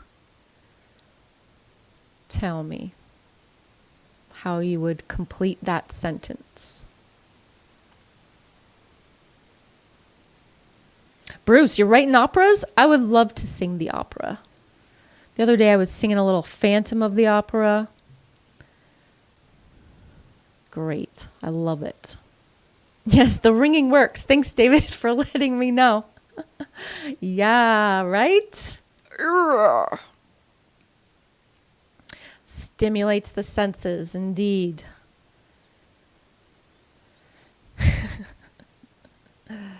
Right on. Yeah, but Bruce, do you know what? With this thing, when I'm in my Zooms, I have to put on a setting, a musician's setting. And I have to turn the musician's setting on and then ring the bell and everyone can hear it. But then I have to turn the musician's setting off to talk again. So that's why I wasn't sure what was going to happen with this connection.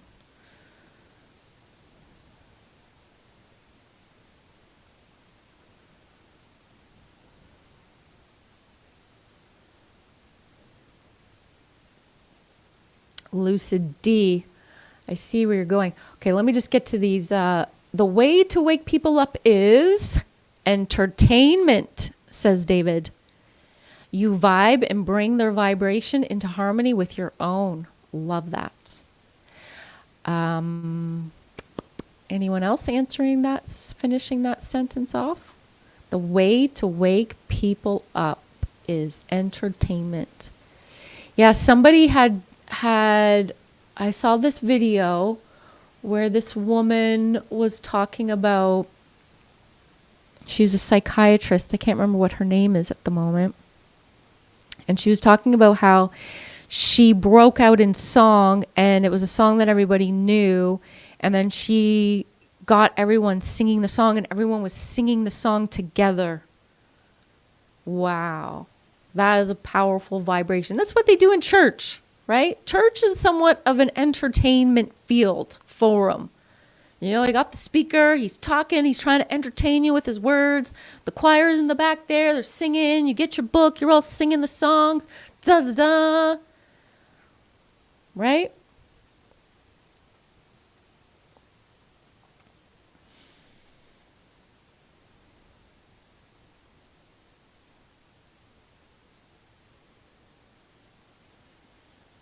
Yeah, the drum, David. I did have a drum. I did have one. I don't know if I still have it. But it was a good one. Yeah. I don't know what happened to that thing. But you're right. The drum. Having a drum circle. Dun, dun, dun, dun, dun, dun. Get in some movement, right? There you go. Maybe that could be a way for you to get out of the freeze state, is put on some drumming music at home. See what that does. Just, randomly while you're laying around on the couch in your flop, just go to the YouTube and put drumming music on and see if it gets your body into, see what happens. It could have a tribal response. That could be a little experiment.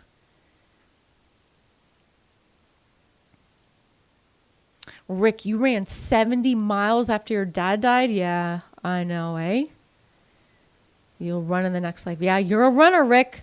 Keep it going. Keep it going. I'm so glad you have that for yourself. It's a lifesaver. Although some people, they're the runners and then they're the most healthiest people. No, I won't even go there. I won't say what happens to them. You're going to be fine. You're already talking about running in your next life. So it'll be good. But yeah, I love that, David D. Waking up people through entertainment. It really is. Wake them up by asking them a paradoxical question, which causes their mind to stop in its tracks, and then they can have a moment to see what is really there. Hopefully, hopefully. Who knows? Sometimes you ask people a paradoxical question and they're perplexed. They don't have anything to say. What? I don't understand what you're asking me. It hurts their brain. Well, there we go. Does our inner child show us our vibration? I don't know.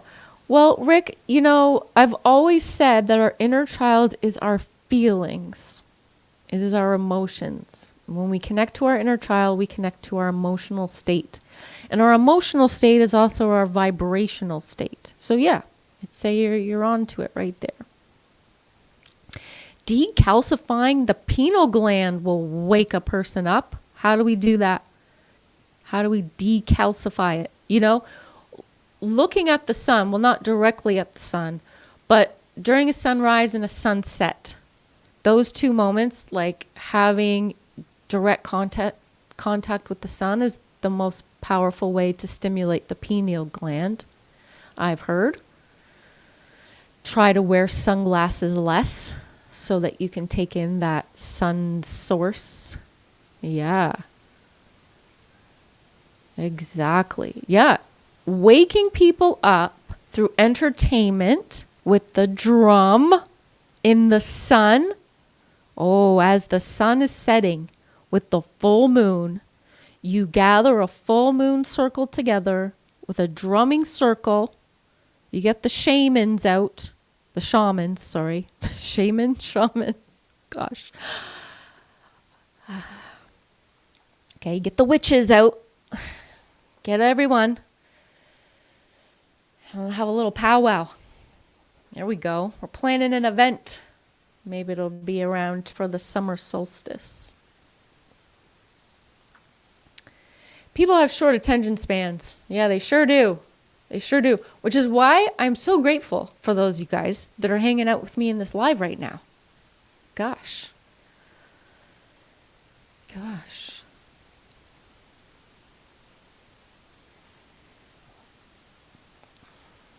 We are in the prophetic times of scripture right now. We freaking sure are. You know what? How long have I been hearing about some big event that's going to take place? Some big shift in consciousness is going to go on. The age of Aquarius, it's upon us. Big times are happening. Yeah? And then what? I don't know. Maybe it's because it's very slow, it's very progressive, that you don't notice it. And then it's contrasted with things that are completely like just ignorant and unconscious, that it seems like you've just gone back in another time zone. Like, yeah.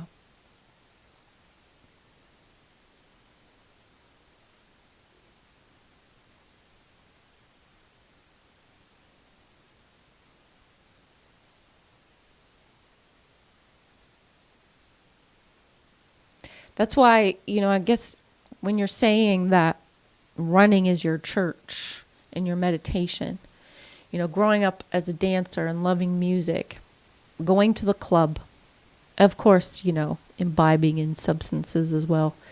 That was just the most prophetic experience that I would have. That was the time where a classic house song comes on and everybody knows that song. And everyone is singing it and dancing to it. And it would just be like, oh, my heart. Oh, like that's where I would just feel like this sense of belonging and peace. And like everything is just all right because there are all these people here right now who are all on the same vibe and the same level through this song. Just because of this song that someone wrote out there one day. They didn't know the song was going to be such a big hit. That people were going to have it as their anthem. Yeah. When was the last time that you felt unconditionally loved? Devin, for me, every day. Every day. Mark R in the chat. You keep retracting messages. I just keep seeing that you write things and then they go away. We want to hear. We want to read what you have to say. Let's hear it. Bruce, meanwhile, wrote an opera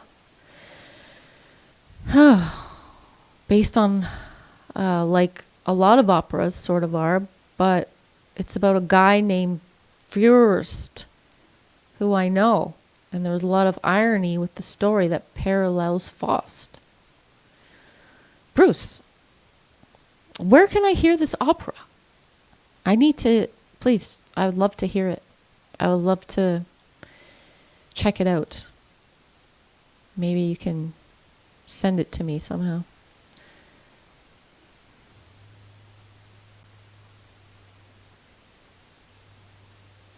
Tom, you've got the drum circle happening, eh? I see that only one person really one person only answered my question. The way to wake people up is only, two people. Two people answered that, from what I see anyway. The way to wake people up is to wake yourself up. You be the woke person. Because one woke person has the capacity to indirectly awake hundreds more. You don't have to do anything but just be an awakened, enlightened being yourself. That's it. Super easy. Well, you know what I mean. Like, it's not super easy. It can be. There's not really a lot to it. You can just be it. It's just whenever that stupid ego comes along and you give your energy to that guy, then it's not. But otherwise it is very easy. Yeah, the way to wake other people up is to be awake yourself. That's it. That's all you got to do. And what do you do when you're an awakened person? You're free-spirited. You're lively. You're playing music. You're singing. You're dancing. You're running. You're living life.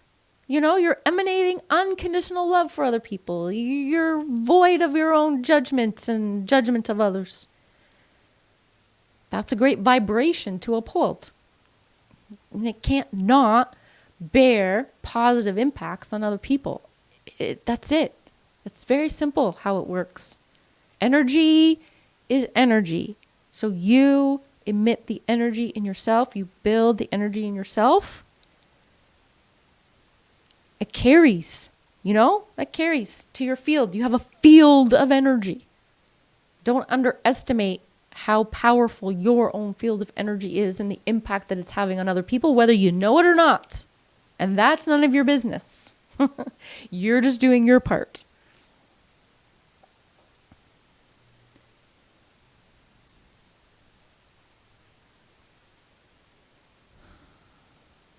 So yeah, David, you asked Devin Lind, you asked a very, I don't know if it's Lindy or Lind. You asked a very interesting question, so I'm just curious where you are in terms of unconditional love. Bruce, you also wrote an adaptation of A Clockwork Orange? Wow, that sounds great. Would love to, all of that, Bruce. Where can I find all of this work of yours? Where do you hold it? Where do you keep it?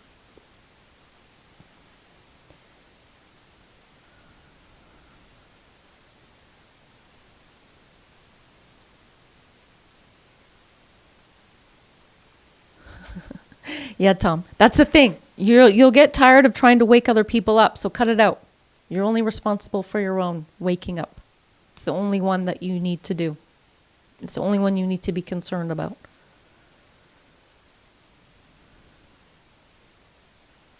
Yep. Ramana Maharshi. That's exactly right. Just be still.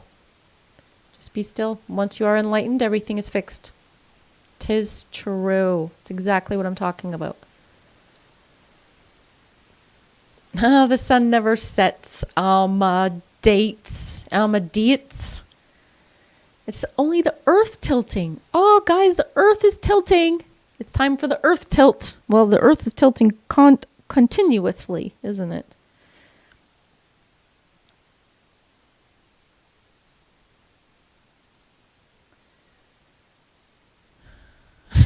I just got to the bottom of the chat and I see Deborah Parker. Freya. Yes, Deborah. Deborah. Do we know each other? It's like we're long lost pals and you found me after so long. Anyway, I'm still trying to get caught up on the chat. I'm almost there, but I just saw that one. Saw that one pop up because of course I'm falling behind. Yeah, avoiding the fluoride is one thing, but I feel like it's overrated, the fluoride, and the impact on the pineal gland, and that's why you want to decalcify it. Like you get the tartar off of your teeth, you gotta scrape the tartar off the pineal gland. I don't know. You know what's really powerful? I don't know if anyone has ever done this before, but visualizing internally cleaning things and decalcifying it, like with your mind. That's a thing. I don't know if anyone's ever tried that before, if you know what I'm talking about.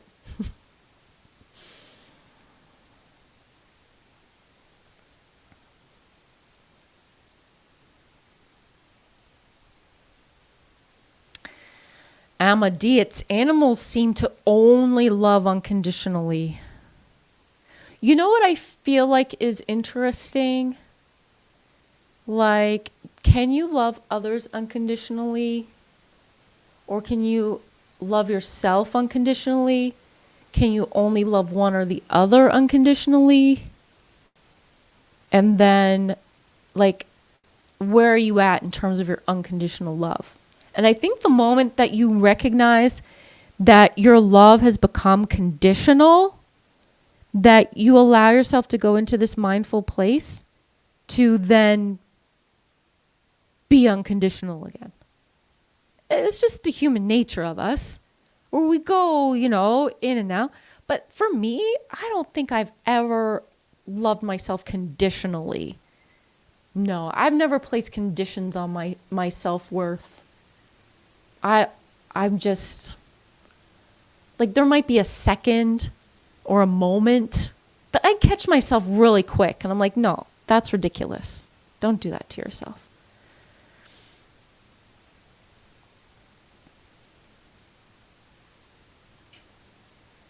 Ask for truth coming into the chat. I am a little behind in the chat, but we're getting there very quickly. Because we were talking about this whole waking up happening, and I'm like, is it? Yeah, I know. It's a gradual shift, right? Like you said, it's gradual. There's a lot of ideas, there's a lot of philosophies, there's a lot of religions colliding. Yeah, that would be great, right? We're in a phase of the whole planet uniting in its consciousness. Exactly.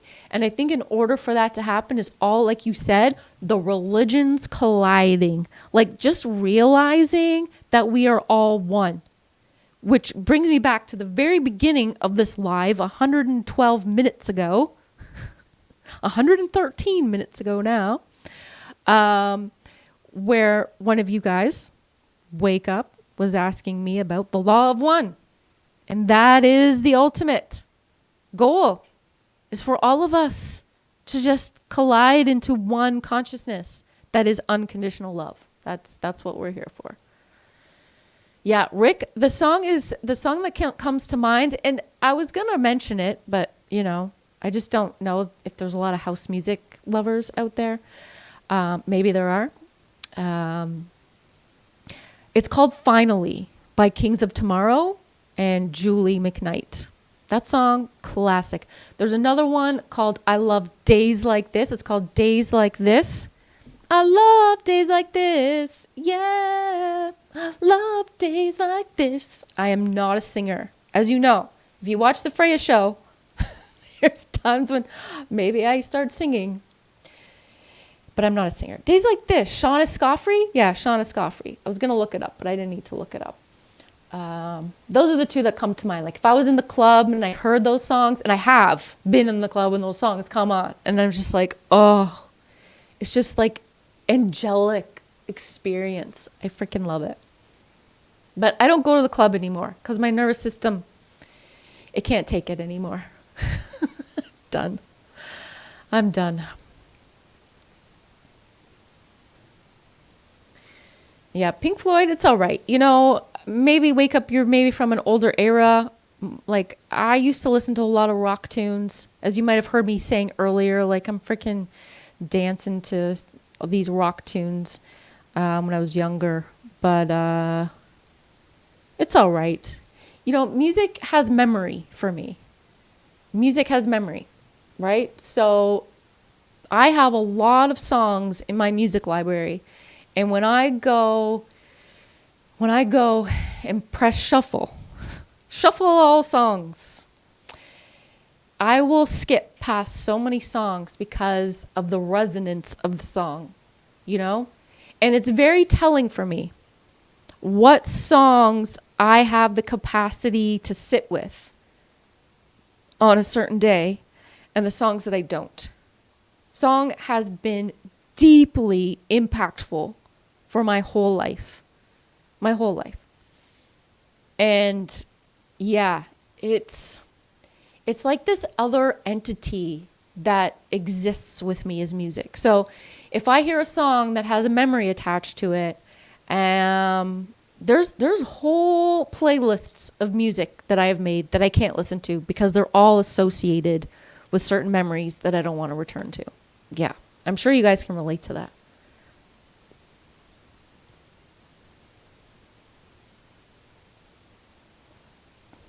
Okay, I want to get back to Deborah. Deborah Parker. Deborah, you're just coming in the live and you're like, Freya. I guess we don't know each other. Because I guess if we did, you'd be telling me how we know each other. But you're just excited to see me, I guess. And I'm excited to see you, Deborah Parker.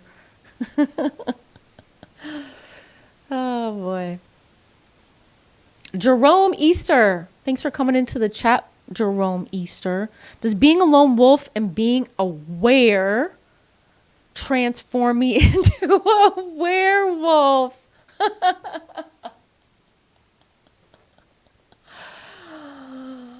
Oh my gosh. Dude, that was really good. Okay, that was really good. I love that. I gotta write that one down, I think. I gotta write that down. That's so funny. That's so funny. It's like a little joke. What do you call a lone wolf that maybe I can just sort of change how you wrote it there. What do you call a lone wolf that has become enlightened, let's say? What do you call a lone wolf that's become enlightened? A werewolf!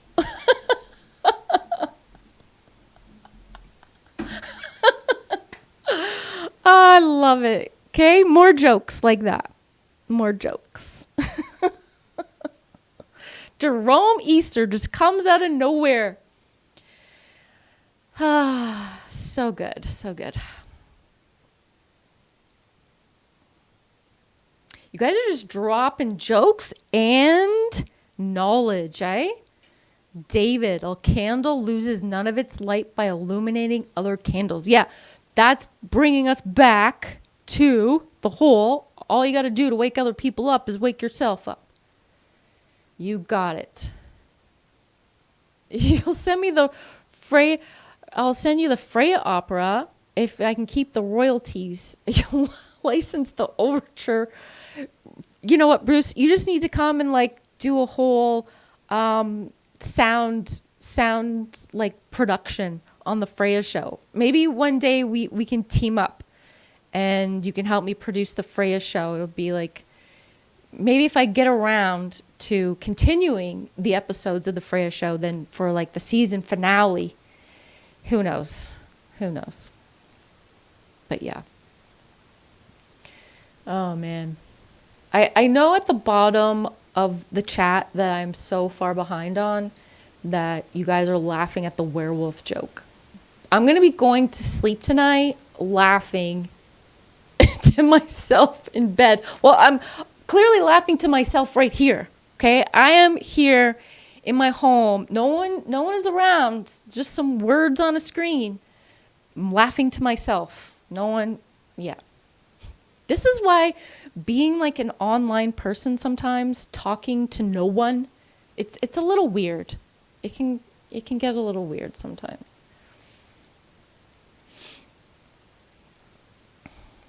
Oh, Rick's coming in to the conversation on that unconditional love that we were talking about earlier. It's like we have 4 conversations going on at once. And hey, it's great for the ADHD brains, isn't it? Yep, it really is. But yeah, grandparents with 50-year marriage, the way they looked at each other was unconditional. That's beautiful. Pure beauty. I thought everyone found that. Well, you can at least find it in yourself, Rick. That's what I mean, okay? A lot of the work that I do, a lot of the coaching that I do with people, it all comes back to you, okay? It's not that it all comes back to you. It all starts with you. It all starts with you. But who knows? I wonder with your grandparents, yeah, maybe their whole thing started with unconditional love, or maybe they taught each other that. They could have taught each other unconditional love. I don't know. I wish I could know their story. Yeah, visualize your pineal gland opening like your inner eye. But isn't it? Isn't that what your third eye is your pineal gland? You know? This is another thing. We go back to talking about meditation. One of the little techniques that I like to do is when I sit for meditation is I like to look, like my eyes are closed, but I do imagine this eye. And so I see through that eye. If I'm looking, like if I want to look for something with my eyes closed, that's where I go. And usually at a certain point in the meditation, what I will see is an eye. I will eventually see an eye, the iris and all that. It's usually purple or blue that I see.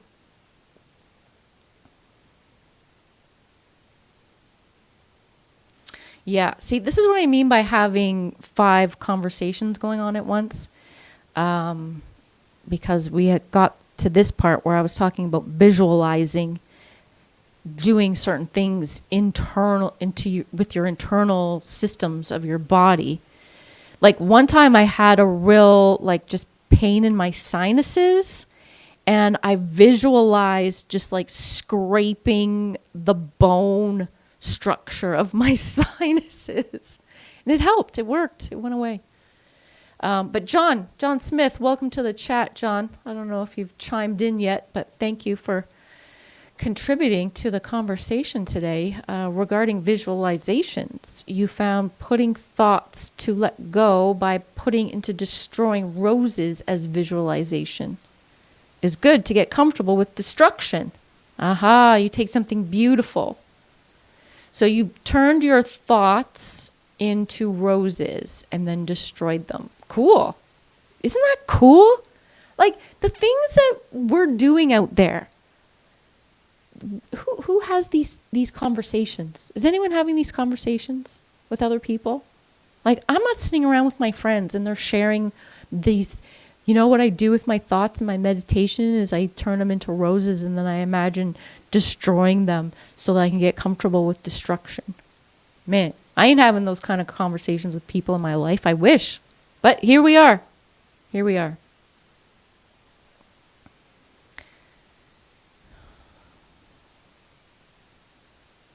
Yeah, you're telling me to play music in the background? You know what's going to happen if there's music in the background? I'm going to be even more distracted. Okay, it's too much stimulus. What I have here already is a screen with comments and then my own thoughts. That's as much as I can do right now. If music is on, there shall be no talking. That's just how it goes. Or you're singing to the music. You're vibing with the music. Like the music is like I said, it's an entity on its own and it gets its own attention. So, I mean, if you guys just want me to do a DJ set over here, then we can do that. But there wouldn't be a lot of talking going on. Maybe that'll be a thing too, right? Get things set up over here. You guys, most of you guys know I have a mixer and I mix songs, but again, I haven't done that in a while. Yeah, David Dockham, this has been a great space. This has been a great space. You guys that have come in and have been contributing to the conversation has been extremely satisfying for me, has been very fulfilling, to say the least. So I wholeheartedly appreciate all of you that have joined and have chimed in and shared your thoughts, because it's freaking great.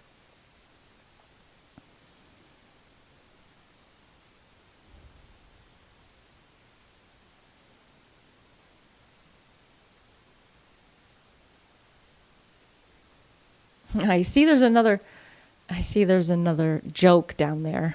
I'll get to that one in a moment. Oh, Deborah, you came over from TikTok. Okay. Well, thanks for joining me today. That's amazing.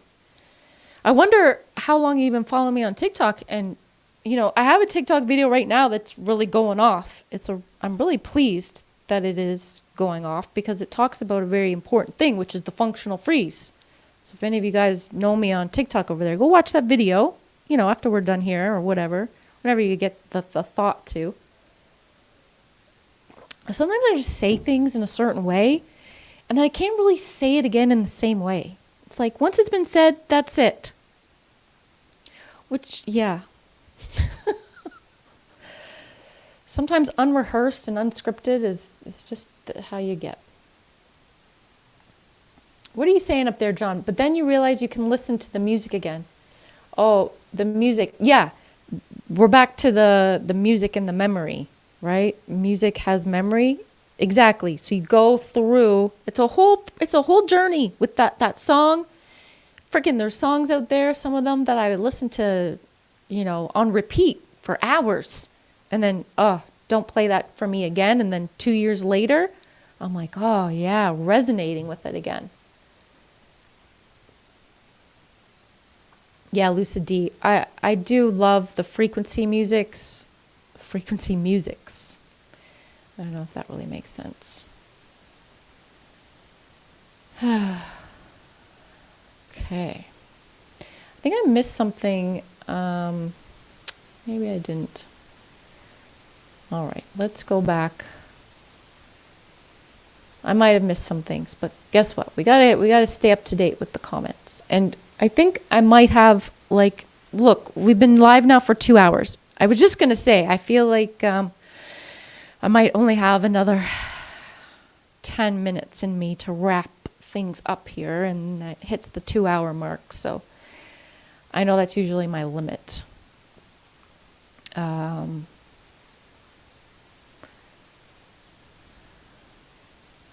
Bruce, if I ever tour, I'll run it. I'll be like, yeah, there's Bruce doing the audio on this show today. Gosh, I bet it would happen. What are you saying, Wake Up? Women tend to hold music things and compartmentalize. I think us guys tend to just power through the pain, through it, then listen to him, no issues, but odd memories, just shrugs. I don't know if that's true. I don't think it's a gender thing with the music. I'm sure a lot of people can, regardless of the gender,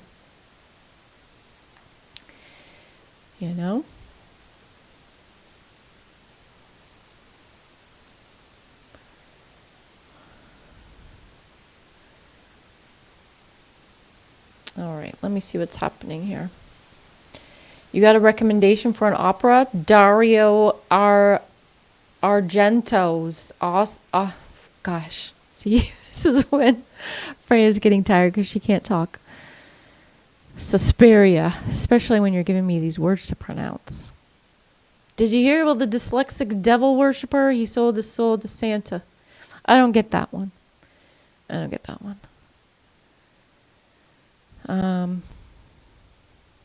Wake Up. Well, yeah, I went live today. It's not really unexpectedly live, because usually I do my lives on Fridays. So usually at around this time, sometimes I go live around 4, but usually it's around 5 or 6 on Fridays that I start my live.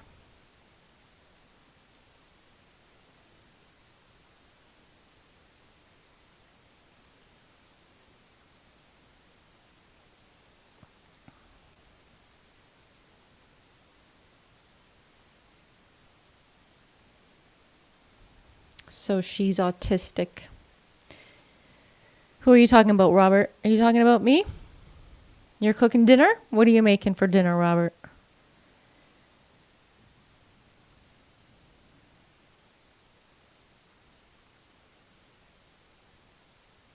Yeah, I agree with you, Christopher. You know, I have been listening to much less music in the last year. I used to have music on all the time. Now I just mostly have, I mostly just have on classical FM, jazz FM, or silence. Chicken and Arby's curly fries. Well, Robert, you're not cooking dinner. Do you work at Arby's? I don't know. Oh, yes, me? Am I autistic? Well, I'm self-diagnosed neurodivergent queen over here.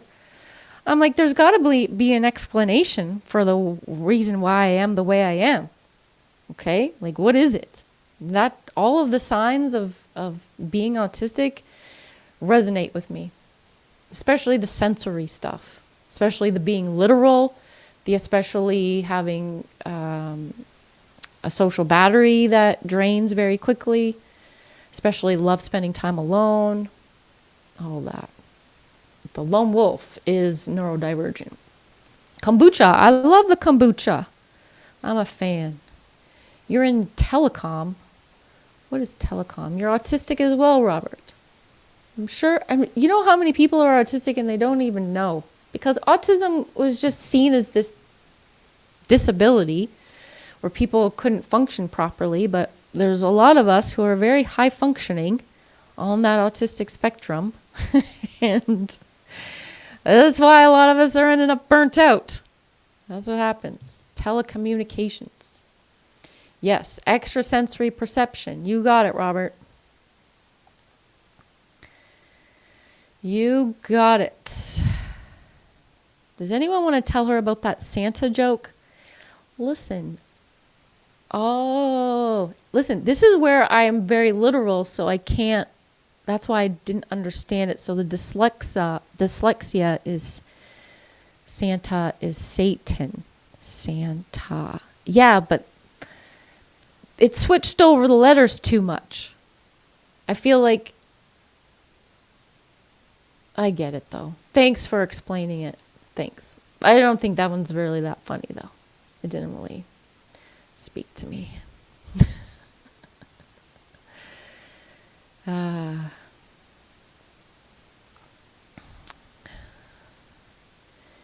Yeah, look at that. Rick, Nirvana.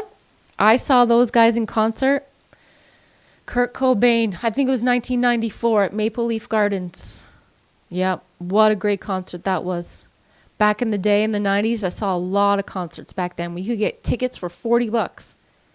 I saw Lenny Kravitz. I saw The Cult. I saw Depeche Mode bunch of times. Who else good did I see back then? Pearl Jam. Yeah. Hey, Respiragoo, thanks for the donation. Thank you.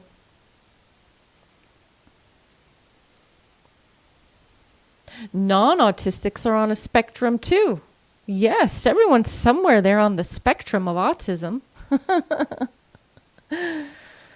David, yeah, the tism. They're out. The tism is there.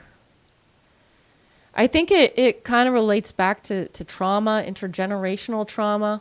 You know, if I was to go deep on the neuropsychology of all of that, I would say that, you know, part of epigenetics, changing our brain structure through trauma over the years, has created this other neurological possibility in the brain of how to perceive things as a survival skill.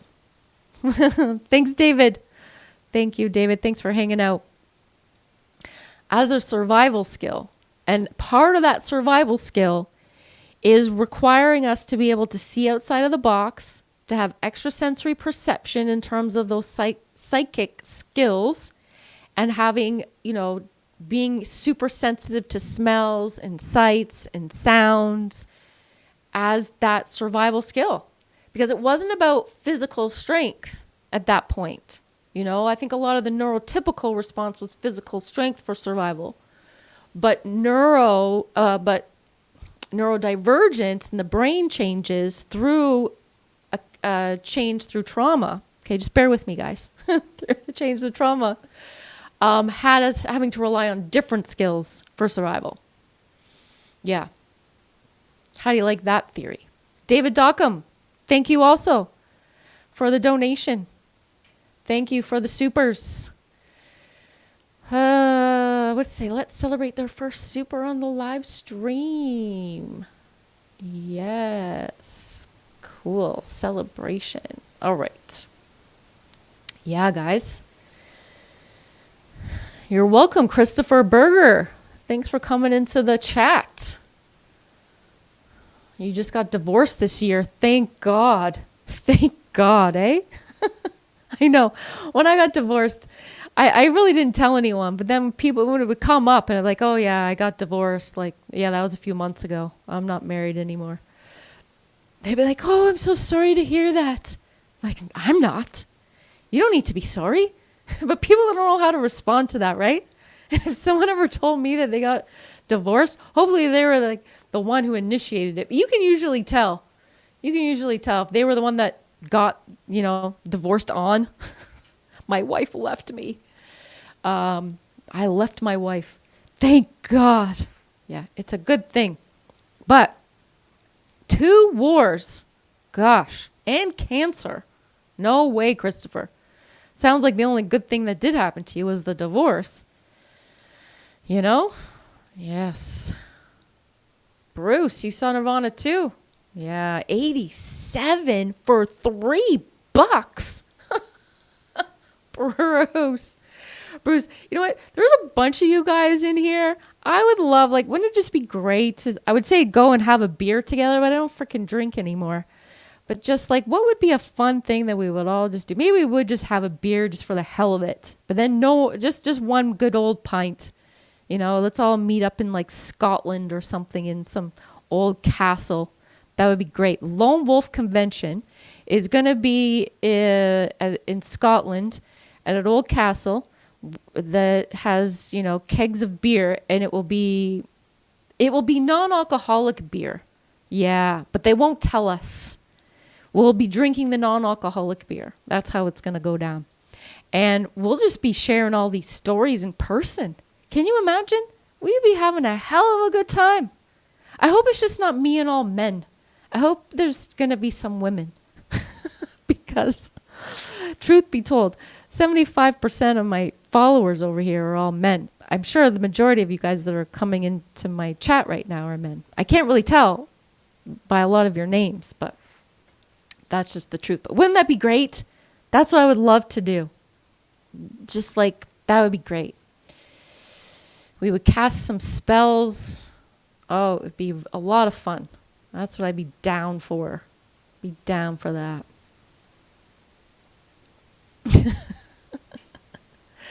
Oh, here we have another undiagnosed autie. Yeah. It's self-diagnosed, right? I'm like, this is where we're at. Yeah, and my parents, this is what I mean. Somebody asked me, why do you think your dad was an alcoholic? Because he was probably autistic and he didn't realize it, and this is his only way he had to cope. A lot of us are trying to deal with life through that. Gosh. So jealous about me seeing Nirvana. And the rest, yep. The Grateful Dead? Oh, dude, Rick, no, you win with the Grateful Dead. Hands down. Okay? If I had to only see one concert in my whole life, you're like, you only get to pick one, it would be the Dead for sure. Oh, I love it. Love it. That's then I could die after that. Okay?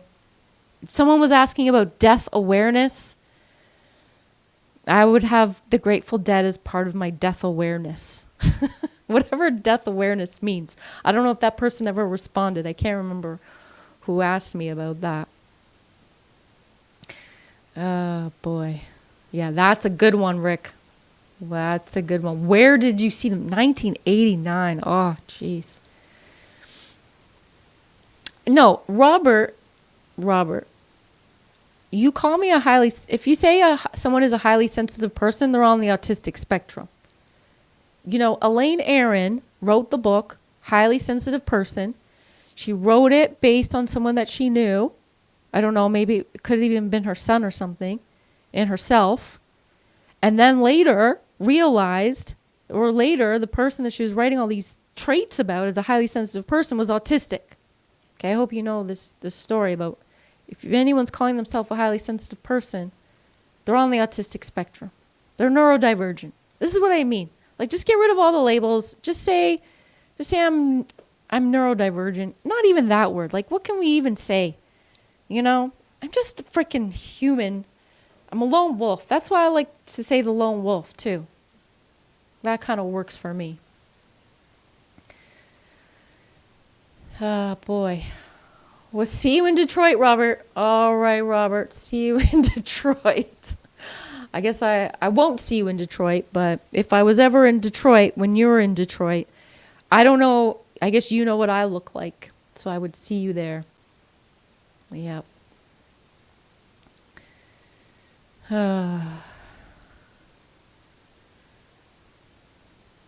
Okay, can I just catch up? I gotta catch up on the Okay, Emma, this comment, not really gonna be good. Not gonna be good with that one. No. Like, that's just, you gotta have something to say for yourself with that one. Okay? I'm not gonna pin the comment, but you know the comment, Emma Dietz. No.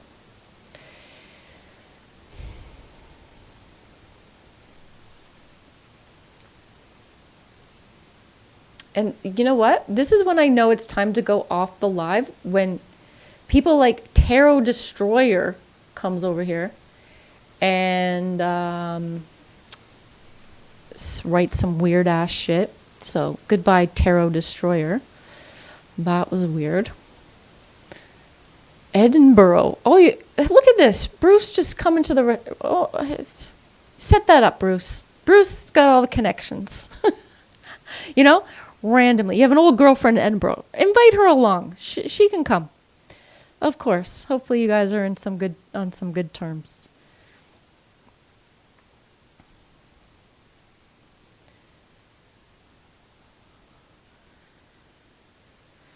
Ah, boy. You're in Oregon. Oh, that's a nice place, Bruce. Oregon. Yep.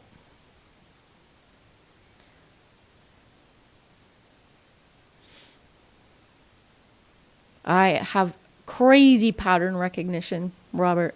It's what the majority, like I did this one video a few years ago that got like 5 million views, and it was based on pattern recognition. I was just spewing off, if you're this, then you're this, and you're that, then you're also this. I like made like 5 or 6 connections to things, and people were just dumbfounded. They were like, what?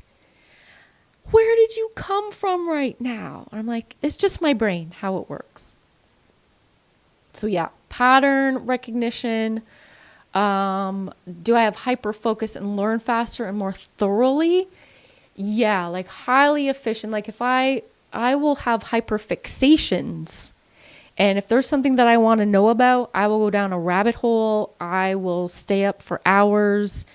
I will like go for days on end, having to know everything about that thing, becoming an expert in it. But then I have some memory issues, so I only retain so much, but I have like the essence of the knowledge. Yeah, love that. Love that. Yeah, so you don't... Elaine Aron, yeah, you didn't know that story. Well, now you do, Robert. Now you know the story about highly sensitive people. Now you know all about that. Weirdos. We'll just call them weirdos. Just say I'm a bit special. No, I'm not special. I don't want to be special. Special sucks. Special is like a show that comes on once in a while. No, I don't want to be that special.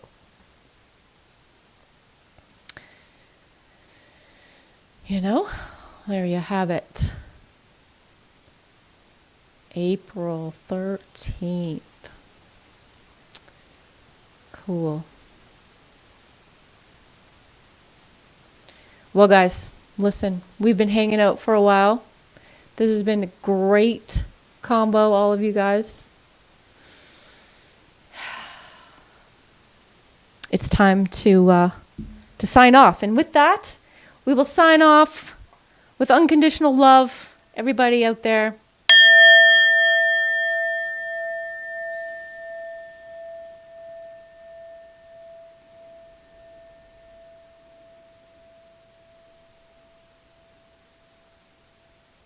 The field of resonance right there. There we go. Until next time, everybody, the light in me bows down to the light in each and every one of you. Namaste.